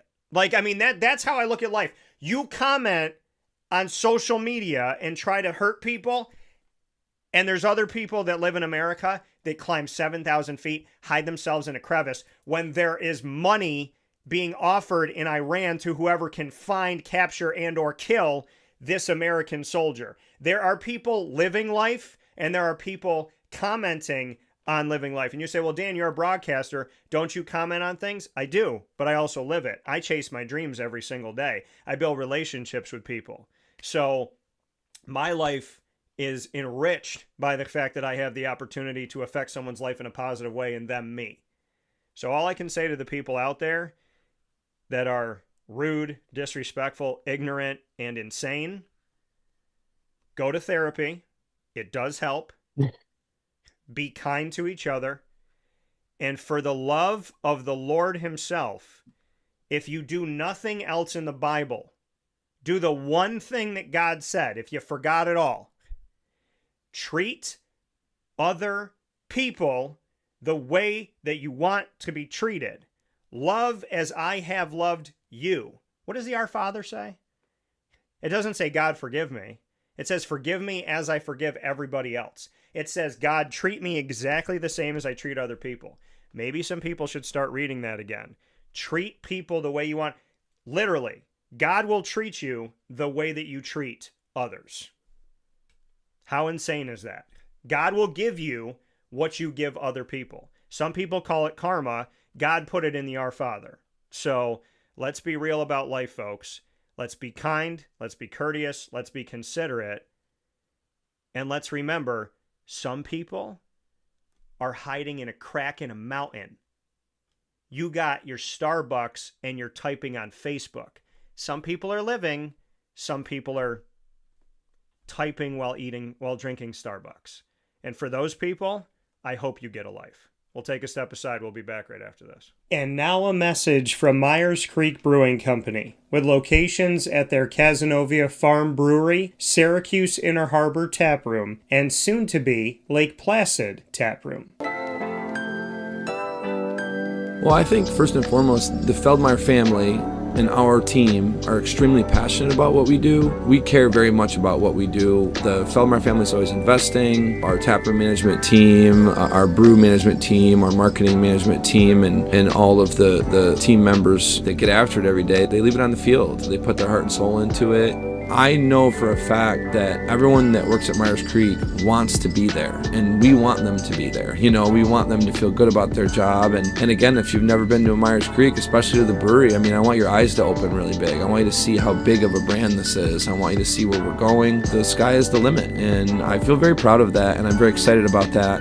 When you think of designing a menu for a brewery, it's kind of open to a lot of different interpretations. I mean, you can do American, you can do Asian, you can do Italian, and you just have to find, how that meets that pub style dining experience, that gastropub vibe. And I think it's super fun for us because obviously we know that, everyone in the world's going to sell a pizza or a burger or a french fry, but what can we do to be different? And what can we do to be true to who we are? We are a brewery, a brew pub. So the flavor profiles are kind of all over the place. And I think it's super cool that we have a massive smoker at the brewery in Cazenovia, and we smoke a lot of our products. A delicious smoked turkey. We have barbecue ribs on Sundays. From a pulled pork sandwich to a chicken wing. And you go to the Inner Harbor and you go to the Kaz location and you'll find similarities in the menu, but also things that are a little different and also kind of fit those different demographics or different communities, and also hopefully just drive you to try every tap room that we have open at some point because you get a little something different at each one.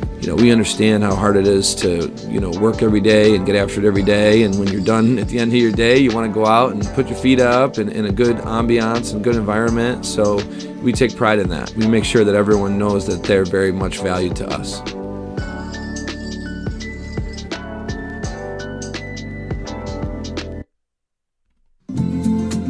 Looking for your next ride? Look no further than Great Lakes Honda City, located on 7140 Henry Clay Boulevard in Liverpool, New York. Serving our community for decades, their new and pre-owned vast array of vehicles are available to you Monday through Saturday on site. To search from home, shop at GreatLakesHondaCity.com. Call 315-365-5576 to set up an appointment. That's 315-365-5576 for Great Lakes Honda City, 7140 Henry Clay Boulevard in Liverpool, New York. Great cars, great people, Great Lakes.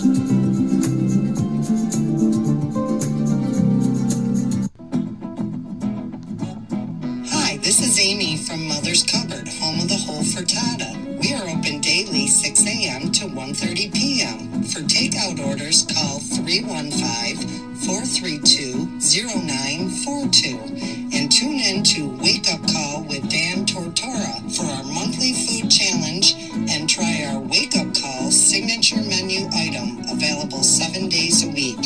Here at Mother's Cupboard, we are Central New York, and it's our honor to serve you. Ma and Pa's Kettle Corn and Popcorn Factory remind us that every day is worth celebrating at 201 7th North Street in Liverpool, New York. Open Monday through Saturday in-store and always online at maandpaspopcorn.com. Serving our Central New York community and beyond, order anywhere, anytime at maandpaspopcorn.com. Stop in to get a tin at Ma and Pa's on 201 7th North Street in Liverpool, New York to get your half-price refills for the rest of your life. Come to Ma and Pa's for your holiday gift giving for family, friends, employees, and clients. And remember, for fundraising and events, to call 315-450-6272. That's 315-450-6272. Ma and Pa's Kettle Corn and Popcorn Factory. How corny are you? This is Jimmer Sikowski, owner-operator of Chick-fil-A Cicero, 7916 Brewerton Road in Cicero, right in front of the Home Depot. I had a deep feeling that God wanted me to do something bigger with my life and to help people, help others. I kept putting Chick-fil-A in my life, and I realized as I was going through the franchise selection process that positively impacting the lives of others was really core to what we do here at Chick-fil-A. First of all, it starts with the food. The food is brought in fresh daily, and we bring in local produce. We prepare to order in the kitchen. We hand bread our chicken. We hand spin our milkshakes. It's great food. It doesn't taste like fast food. I think the second thing is the way people feel when they come in a Chick-fil-A restaurant. It's different. We try to treat people with intentional kindness here, which is very different and deeper than good customer service. And so I think it feels remarkable for most people to come in a Chick-fil-A restaurant. And then lastly, the impact that we try to have in the community is very different. It's a big part of the expectation of every operator of a Chick-fil-A restaurant is that they're actively engaged in their community, they're a leader in the community, and they're making a difference. When they realize that what we're striving to do is to shine a little light in their life, that's a very, very different experience than you will have in any other quick service restaurant. And it's that remarkable experience that I think people will emotionally connect with.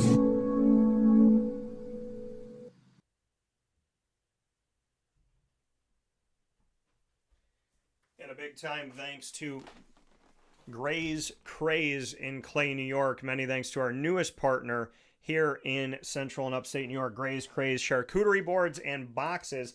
Perfect for when you're watching the game, perfect for when you have date night, or if it's just you individually. They have all different shapes and size boxes, so good for personal, good for date night, good for game night, good for a night with the kids, good for watching the game, as well as good for the big events, the banquets, the team opportunities, as well as having weddings, anniversaries, receptions, whatever's going on. Gray's Craze Clay, New York has you covered.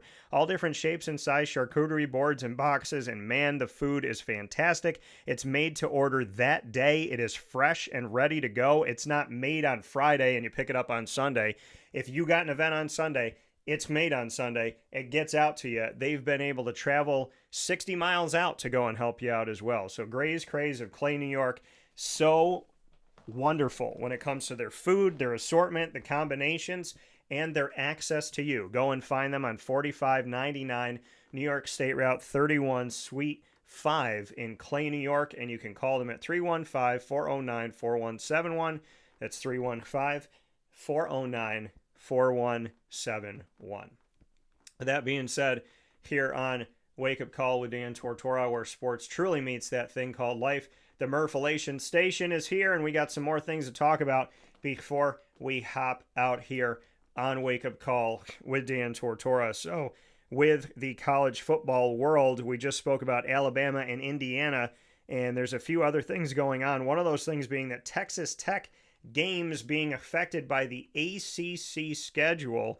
Let's talk about what's happening here. The ACC change prompts 2 cancellations in 2027. Big 12, champion Texas Tech now has open slots for 2 non-conference games for the 2027 season. Texas Tech officials said NC State cited changes in ACC scheduling when utilizing a buyout clause in the home and home agreement between the schools. The Wolfpack were supposed to play in Lubbock in 2027 after beating the Red Raiders at home in 2022. With the loss of that home game, Texas Tech in turn canceled its scheduled 2027 game at North Texas. So Texas Tech Athletic Director Kirby Hockett said the school hopes to soon finalize new agreements with a power conference and an FBS school. North Texas will now play at TCU, another Big 12 team, on the second weekend of the 2027 season. TCU has an open slot after Stanford, also citing ACC schedule changes, canceled its contract to play the Horned Frogs.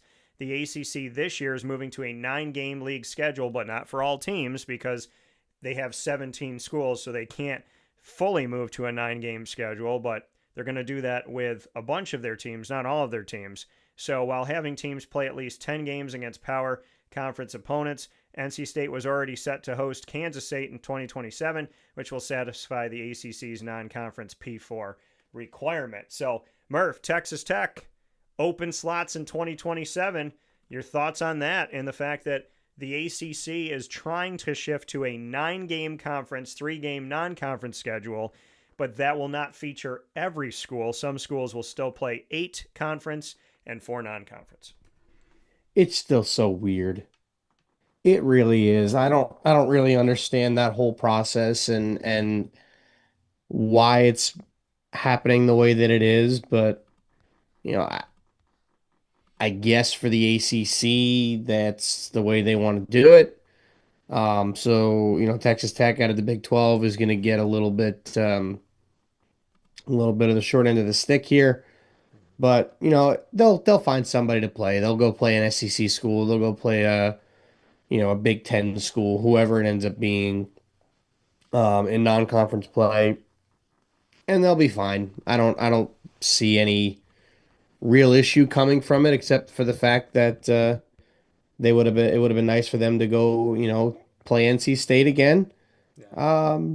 But we'll see. We'll see what they decide.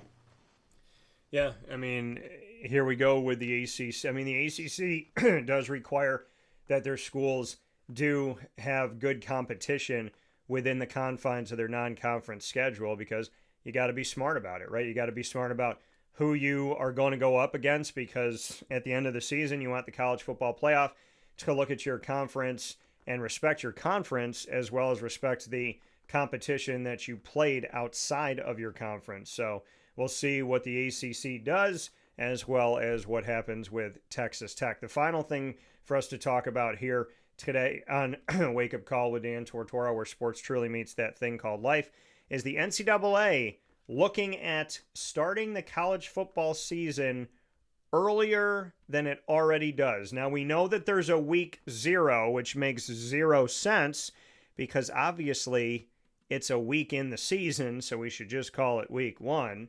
But we're looking at the fact that the NCAA is potentially going to start the season earlier, beginning in 2027. The NCAA's Football Oversight Committee this past Thursday recommended a standard start before Labor Day weekend. Under the proposal, the regular season would begin on the Thursday of what is now called Week 0 and still end on the Saturday after Thanksgiving. Schools would have 14 weeks to schedule 12 games. This model would give teams 2 open dates and allow for, quote, flexibility for potential changes to the postseason, end quote. So, leaders of the college football playoff continue to discuss how and when to expand the current 12-team field. When I spoke with Executive Director Rich Clark after the Indiana-Miami championship game in Miami, Florida this past season, he told me that on the table is 12, 14, and 24. So looking at where they're going to go from here, I would imagine that expansion is coming. It's just what that expansion is going to be. Now, we know that this season they will stay at 12, which is only because I think the College Football Playoff Committee was looking to buy time. So we'll have 12 teams this season, but I would imagine that it's imminent, in my opinion, that we're going to see an expansion of the College Football Playoff. The proposed calendar could change the standalone weekends for conference championship games and the Army-Navy game, which President Donald J. Trump signed an executive order that game would be sacred and would stay by itself, and now college football is looking to potentially change that. Vanderbilt head coach, who I got to cross paths with when he was the linebacker coach under Scott Schaefer at Syracuse, Vanderbilt coach Clark Lee, who is a member of the Football Oversight Committee, told ESPN that the football season calendar has been a, quote, health and safety issue, end quote, that needs to be addressed. He went on to say, quote, to go through a season without 2 bye weeks is challenging to a roster. And in a time where we've imposed roster limits, and in our league where we're playing 9 league games now, on the off years where we weren't able to get that second bye, we believe there's a negative impact mentally, physically, emotionally to the players, coaches, everyone involved. So from one vantage point, it was something we've supported and feel strongly about, end quote. Now, the ACC, within the last couple of years, had 2 bye weeks. Then all of a sudden, they don't. I mean, it was something that, so when I'm looking at all this right now, and the NCAA having a blanket policy that every FBS school would have 2 bye weeks, that's fantastic, because some conferences did, some conferences didn't. The ACC finally got it, and then it was gone, because they brought in 3 new teams in SMU and Cal and Stanford. So having the 2 bye weeks was great, but it was like 5 seconds of having it, and then it was gone.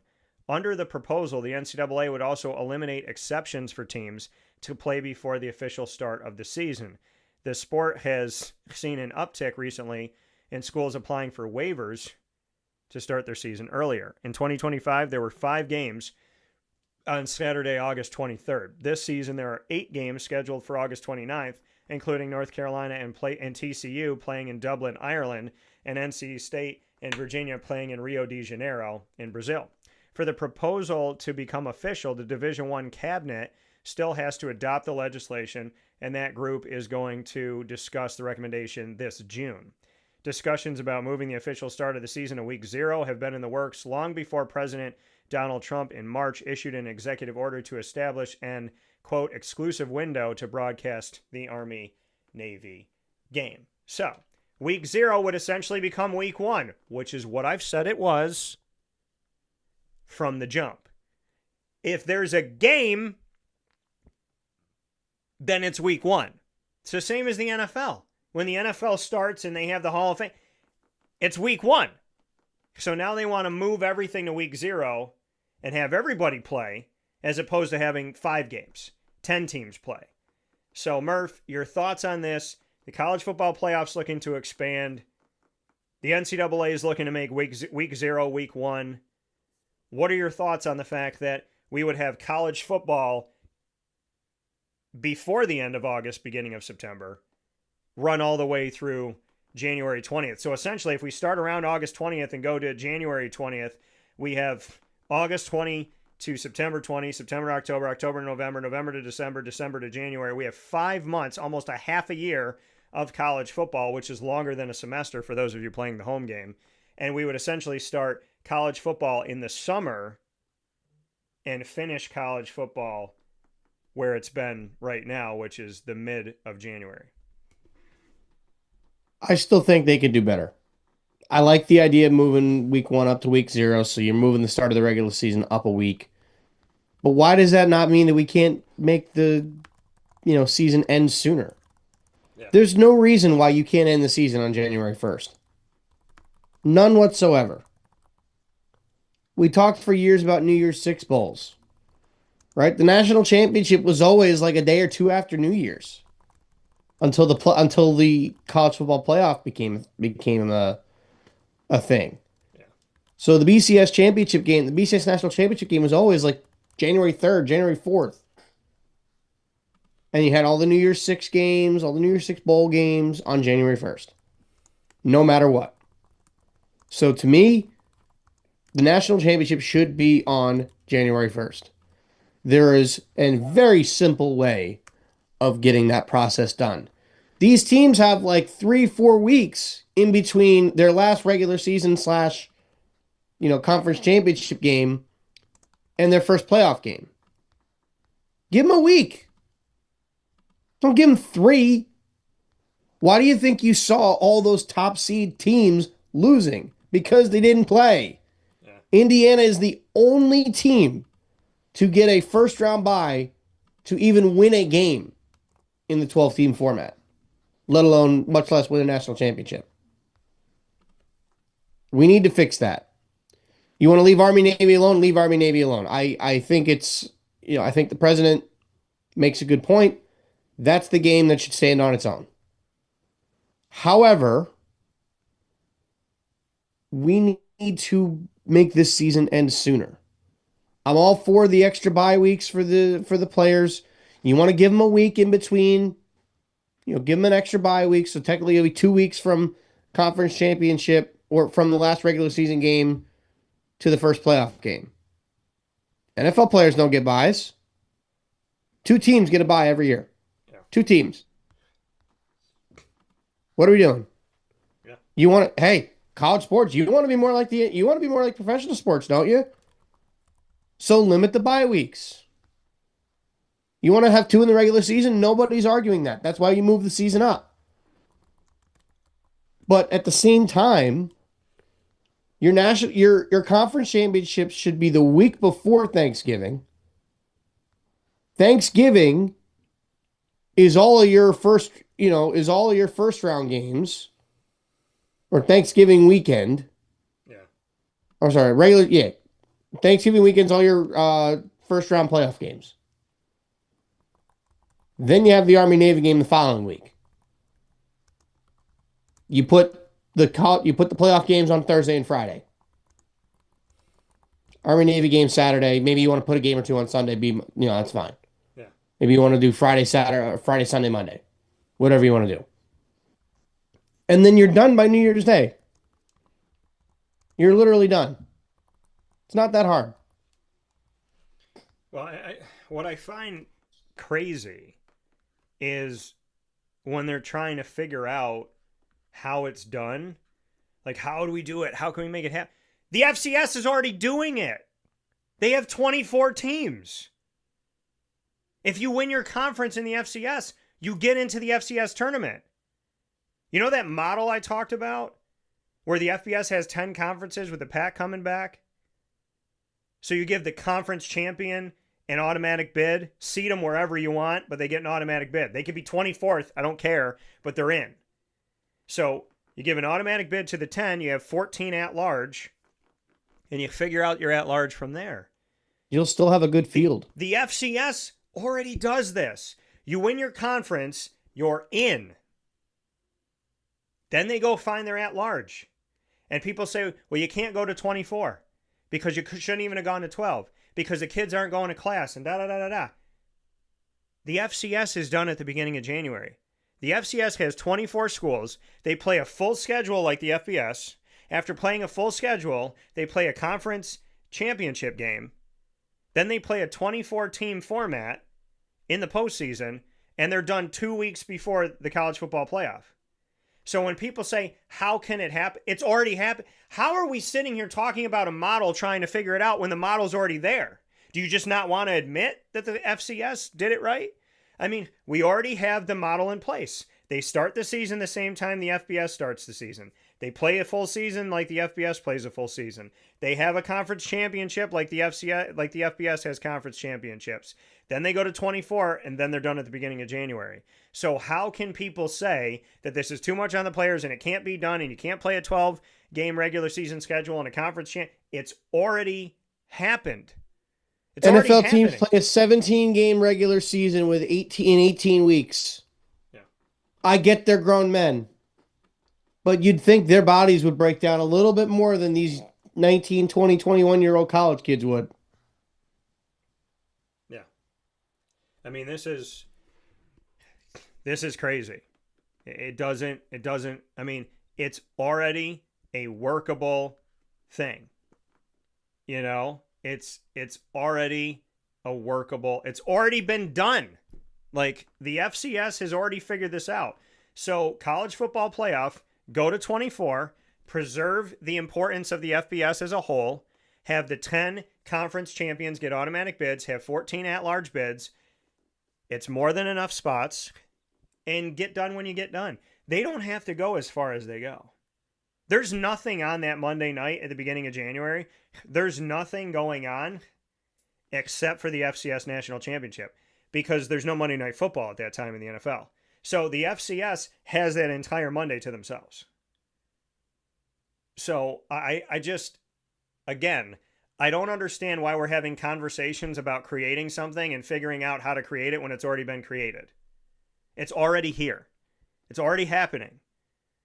And week 0 is week 1. So if college football wants to start on August 23rd or August 24th or somewhere around that time, instead of starting in the last weekend of August, 1st of September, the Labor Day weekend, when we're at the end of August, beginning of September, if you want to start a week early, you're already starting a week early. Just call it what you need to call it.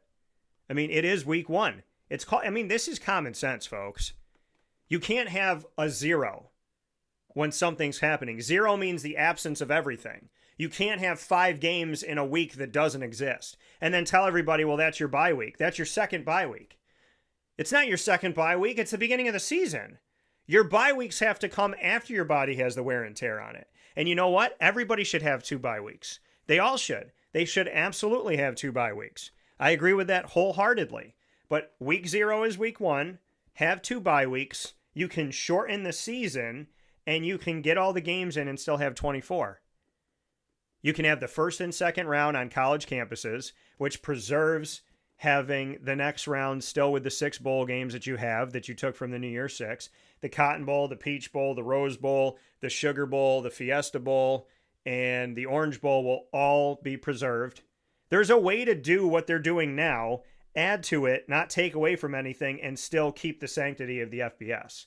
But if the SEC and the Big Ten are all that they care about, then they'll blow up the FBS. They'll take care of the SEC and the Big Ten. They'll move more teams over. They'll have more realignment. They'll push all of this stuff into the SEC Big Ten schedule. They'll screw the ACC. They'll screw the Big 12 and all the other conferences inside of the FBS. The Pac-12 will be left for dead. And we'll have 3 tiers of NCAA Division I football. It won't make a lot of sense. And we won't have parity. We'll lose the sanctity of an upset. And we'll lose a lot. I mean, this country has lost its sense of self. And until people start making decisions with knowledge and wisdom and equality and care, if it's all about the money, then they're going to blow this whole thing up, Murph. And then college athletics is going to die. And the SEC and the Big Ten are going to be semi-pro. And we're going to see schools close because they can't afford it.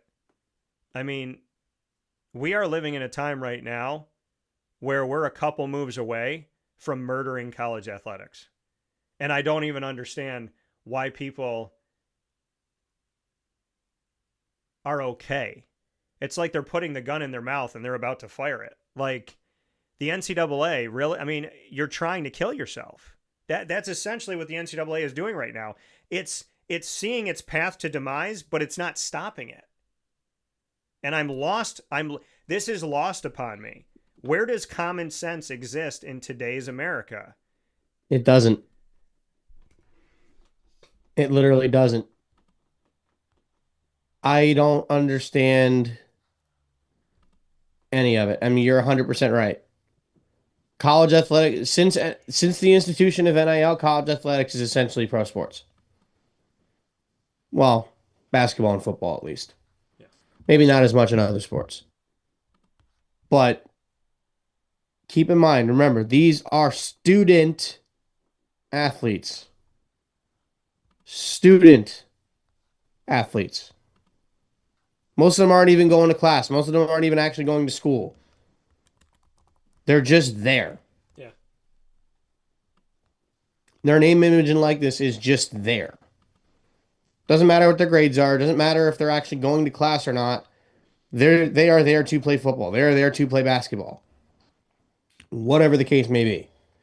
So the common sense is gone at this point. I'm sick of seeing it.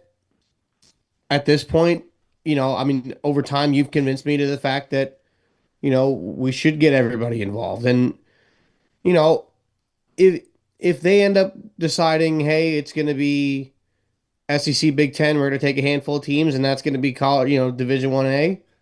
Yeah. Whatever. Fine. The teams that are left, I think, would combine with the FCS, and we would have a bigger and better league because of it. Yeah, you're not going to have your Alabamas or your Georgias or your Ohio States or of the world, but you'll still have decent programs, and you'll still have programs that people will want to go to compete for a national championship.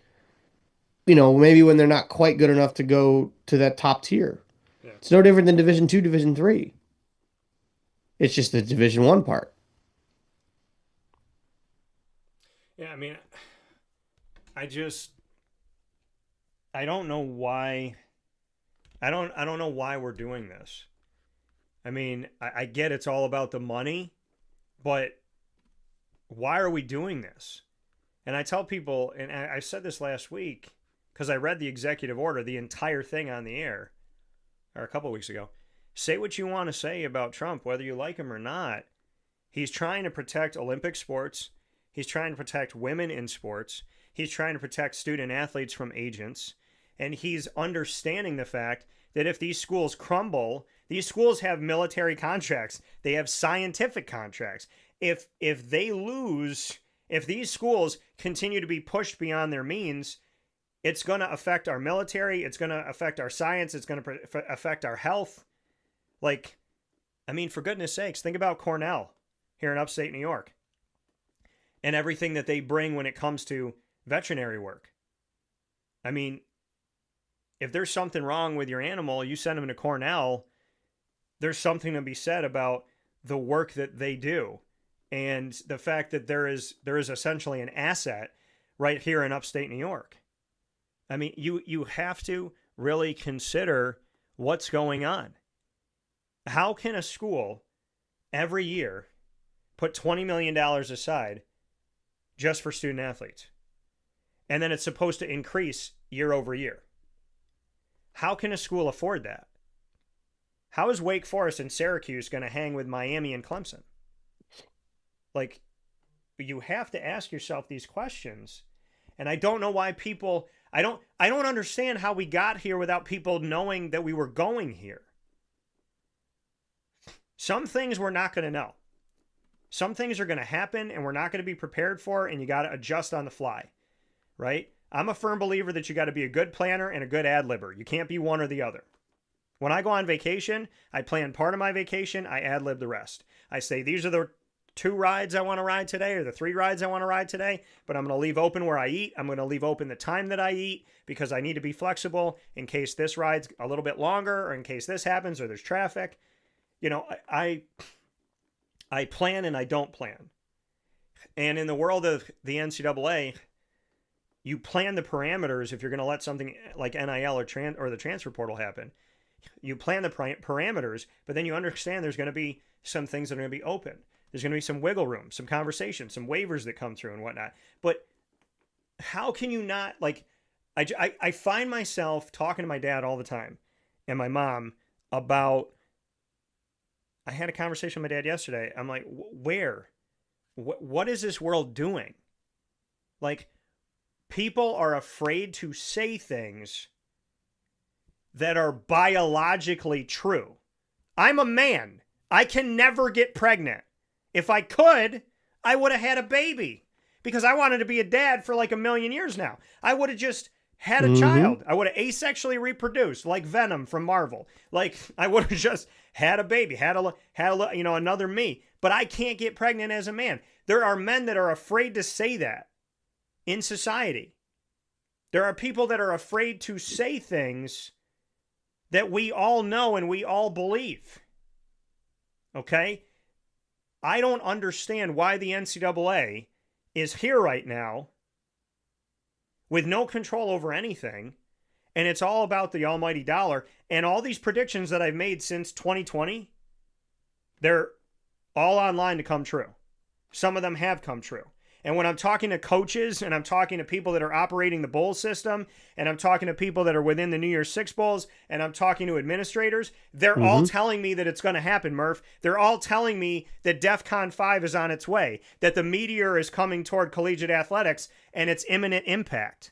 Like, everything you and I have talked about for the past 6 years is on its way. If it's not already here, why is nobody trying to stop this? I don't know. I really don't. It's one of those things where you're kind of at a loss for words at this point. It doesn't make sense. I mean, the Big Ten's got money and the SEC's got money, and God bless them. But the rest of the country has to sit here and suffer. The rest of the country has to sit here and figure out what the world's going to look like when all that goes away. And can the Big Ten and the SEC sustain that? The Big Ten signed the new TV deal for what, $8 billion before they brought in the other schools? $8 billion. And where are we going to go from here? What's going to happen? We have to have a plan. Student athletes are not student athletes anymore. They're not students. This isn't college. Like, they're not learning. The bridge is supposed to be, I live with my mom and my dad or my guardian, and then I'm in the real world. College is the bridge that helps you be in the real world before you fully have the responsibility of the real world. You're in it, but you're not in it. It's the bridge, right? It's the bridge from one extreme to the other extreme. Mom and dad take care of it to now I have to take care of it. It's the bridge in between. And we're not teaching kids anything about the bridge in between. No responsibility, no accountability. Run from adversity, run from competition, run when you're scared, run when somebody tells you that you got to work a little bit harder. And we look at America today, and you got 10 booths open at a restaurant, but they can't seat you. And you're on an hour and a half wait. Why? Not because they don't have the space, but because they don't have enough people working.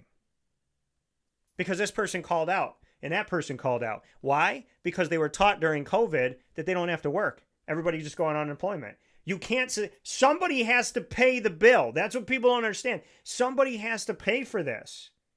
When I go to a movie theater and there's 30 of us in line and there's one person standing at the register, Did I not call that, Murph? Did I not say this was going to happen? Did I not tell everybody, you want to stand up for this and say it's okay and they're being brave and whatever the hell, but eventually it's going to affect your life. Eventually, no matter who you voted for or what your beliefs are, you're going to go to a movie theater and get pissed off that you're waiting 27 minutes for somebody to punch your ticket. You're going to get mad when you go to the gas station and you can't get anybody to help you. You're going to get mad when you go to Walmart and there's nobody working. You're going to get mad when you have to walk up and down Target to find somebody who gives a crap about you. Okay? We are all living in a society we created. We've accepted the fact that there's no rules and regulations. We keep loosening the ties on everything. We have built such a soft culture that people don't know how to handle real life. And you're teaching these kids how to not care and get paid for it. And when you tell somebody that their lack of effort, no effort, mediocre effort is a CEO's salary, they're never going to work hard. That's why you go into Target and Walmart and it's not the same. That's why you go into Wegmans and it's not the same. That's why you go to the gas station. And I'm not trying to pick these places out. I'm just trying to make this real for y'all. I'm naming places you go to. Okay? That's why things aren't the same anymore. I rarely go anywhere where it's not busy for no reason. Where I go up to a register and I'm like, why am I standing here? I have to take time out of my precious life to stand in a line because there's 4 registers and 1 person. I went to a restaurant where you can go and order your food and you can either sit there or you can leave or you can order takeout. I go to this place. There was 1 person working. 1 person doing the takeout order was the same person doing the orders in front of their face, was the same person doing all the food, was the same person running the register, was the same person handling any problems that anybody had. We all had to spend 25 minutes to a half an hour because there was 1 person working, and this was dinner time. This was 5, 6 o'clock at night. This person was left to themselves, by themselves, and this was a chain restaurant where this person had to be 7 different people. There were people waiting for their food for over a half an hour, standing there because she couldn't do takeout orders and the orders in front of her at the same time. She had to pick. This is the America we created. And if you want to know how we got here, everybody gets a trophy. We don't keep score for little kids anymore. Plus, we give everyone a trophy, and the first place ribbon's the same color as the 15th place ribbon. And then those kids go on to college, and they're taught to run and flee and get paid millions of dollars instead of facing life. And then you hire them to work for your business, and they don't show up. Don't blame the kid. You taught the kid.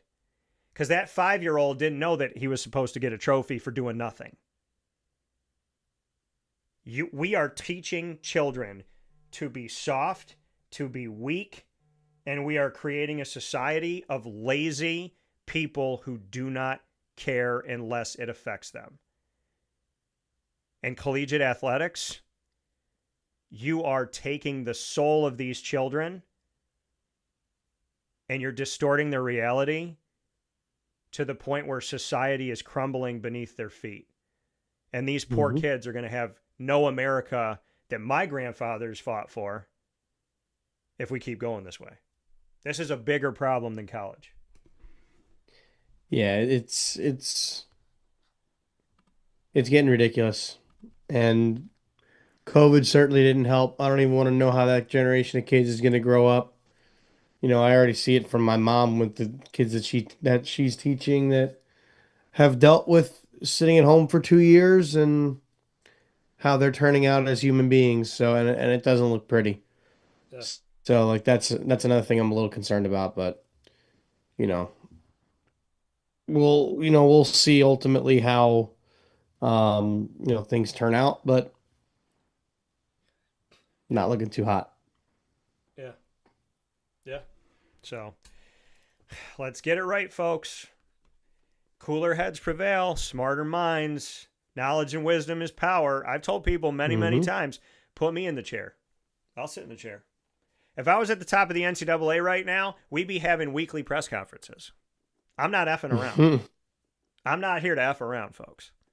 So, I would run the NCAA like F around and find out. So that's how I'd be running the NCAA right now. And I most certainly would go find myself a Johnny Cochran-like lawyer because they lose every trial. So remember, Diddy didn't go to jail when Cochran was alive. Just remember that. So, and remember that OJ didn't either. When Johnny Cochran died, that's when the bow broke. That's when the dam opened. So we will move forward. Hopefully good things will happen. We keep talking common sense. Murph, I'm going to tell you this in closing. My ex-wife said something to me that I was like, man, if there was everything good about her, but she said this, I still would divorce her. I'm going to tell you what she said. She said, the problem with you in this world is that you think everybody has the same common sense. You think a certain way, people think other ways. You keep expecting things out of people because you think we all have the same common sense. And my response to her was, if we don't, it would be called uncommon sense. You're not supposed to poop in the middle of a Barnes and Noble. Common sense. You're not supposed to shoot somebody in the face. Common sense. You're not supposed to shoot somebody at all. Common sense. You're not supposed to walk up to a baby and punch it and tip the stroller over. Common sense. You're not supposed to drive your car with your feet. Common sense. You're not supposed to drive the car with your eyes closed. Common sense. Why is common sense being attacked right now? You're not supposed to go streaking. Common sense. Like there's things that should just make you can't go to the Starbucks drive-thru and pay them with Monopoly money. Right. Common sense. Common sense. And I remember sitting there having that conversation with her, and she's like, you have different common sense than other people. And I was like, holy crap. Did she just make uncommon sense common? So like, I don't get it anymore. But Holy Mother of the good Lord, let's get it together, collegiate athletics. Because you're for the sake of money, you are destroying generations of children. And there's something about how God feels when you attack children. I'd probably stop doing that. Me too. Yep. I would agree. So with that being said, Murph here on the show. I don't know if Murph's going to text me after the show, go, you went after it, or if he's just speechless because I said what he was saying. No, I'll tell you right now, you did. I was like, I can't really add anything to that, honestly. Well, listen, certain things in life are what they are, and I don't know why we're afraid to say things. It's getting stupid, but let's get smart. Let's get together. Let's figure this thing out. Collegiate athletics. I don't want to see people suffer. I don't want to see schools suffer. I talk to a lot of these conferences. I don't like seeing disparity, inequality, and lack of opportunity. I have always been about treating everybody the same. Always. Even if I don't agree with you. I tell people all the time, if you justify your opinion and you're respectful, I'll talk to you. If you disagree with me, but you respect me and you justify where you stand, I will talk with you. We need to start living in that world again. There are a lot of people that I don't agree with, but I don't attack those people. I listen. The only time I step away from the table is when people are disrespectful.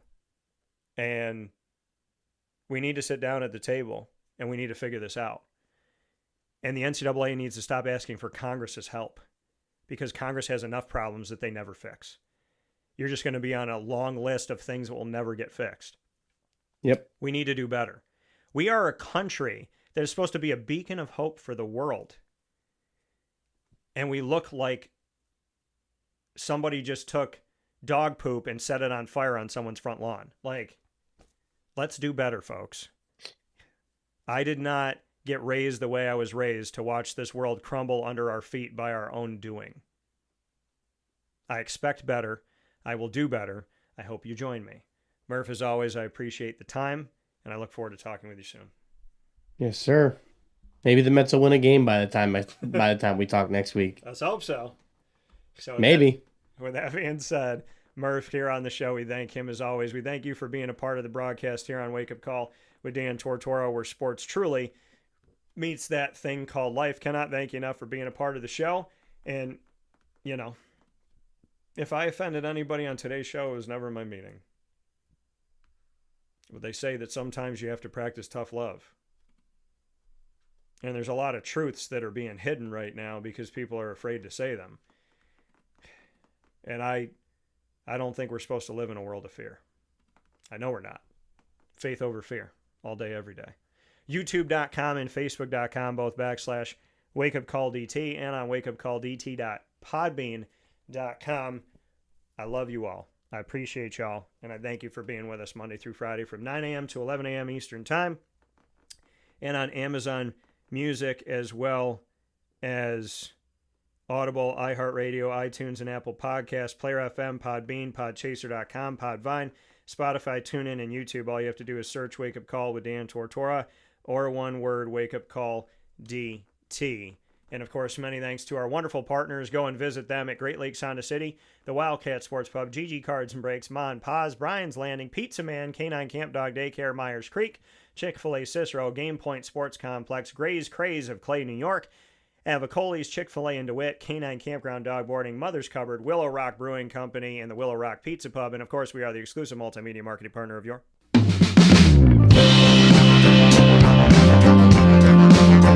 Binghamton University Bearcats. Find the Bearcats every Tuesday at 10 a.m. Eastern Time, where sports truly meets that thing called life, here on Wake Up Call in Bearcat time, with student athletes, coaches, administration, and alumni joining the show. You can find it all by going to youtube.com/WakeUpCallDT. Click subscribe, hit the notification bell, find the Binghamton playlist. The Bearcats are also on WakeUpCallDT.com's homepage and underneath the exclusive partners tab. For more information, go to BinghamtonBearcats.com and go Bearcats. With that being said, here on Wake Up Call with Dan Tortora, I thank Murph for being a part of the show. I thank you for being here with us inside the Great Lakes Honda City Studios. Find us all the time on Facebook at Wake Up Call DT, X at Call DT, Instagram at Wake Up Call _DT, on YouTube at Wake Up Call DT. And, of course, if you forget it all, you can go to WakeUpCallDT.com and find everything in one place. God bless, no stress, do your best. Please, control what you can control, which is you. Be good to each other. Be good to yourself. And don't be afraid to stand up for what you believe in. Kindly, respectfully, and with peace.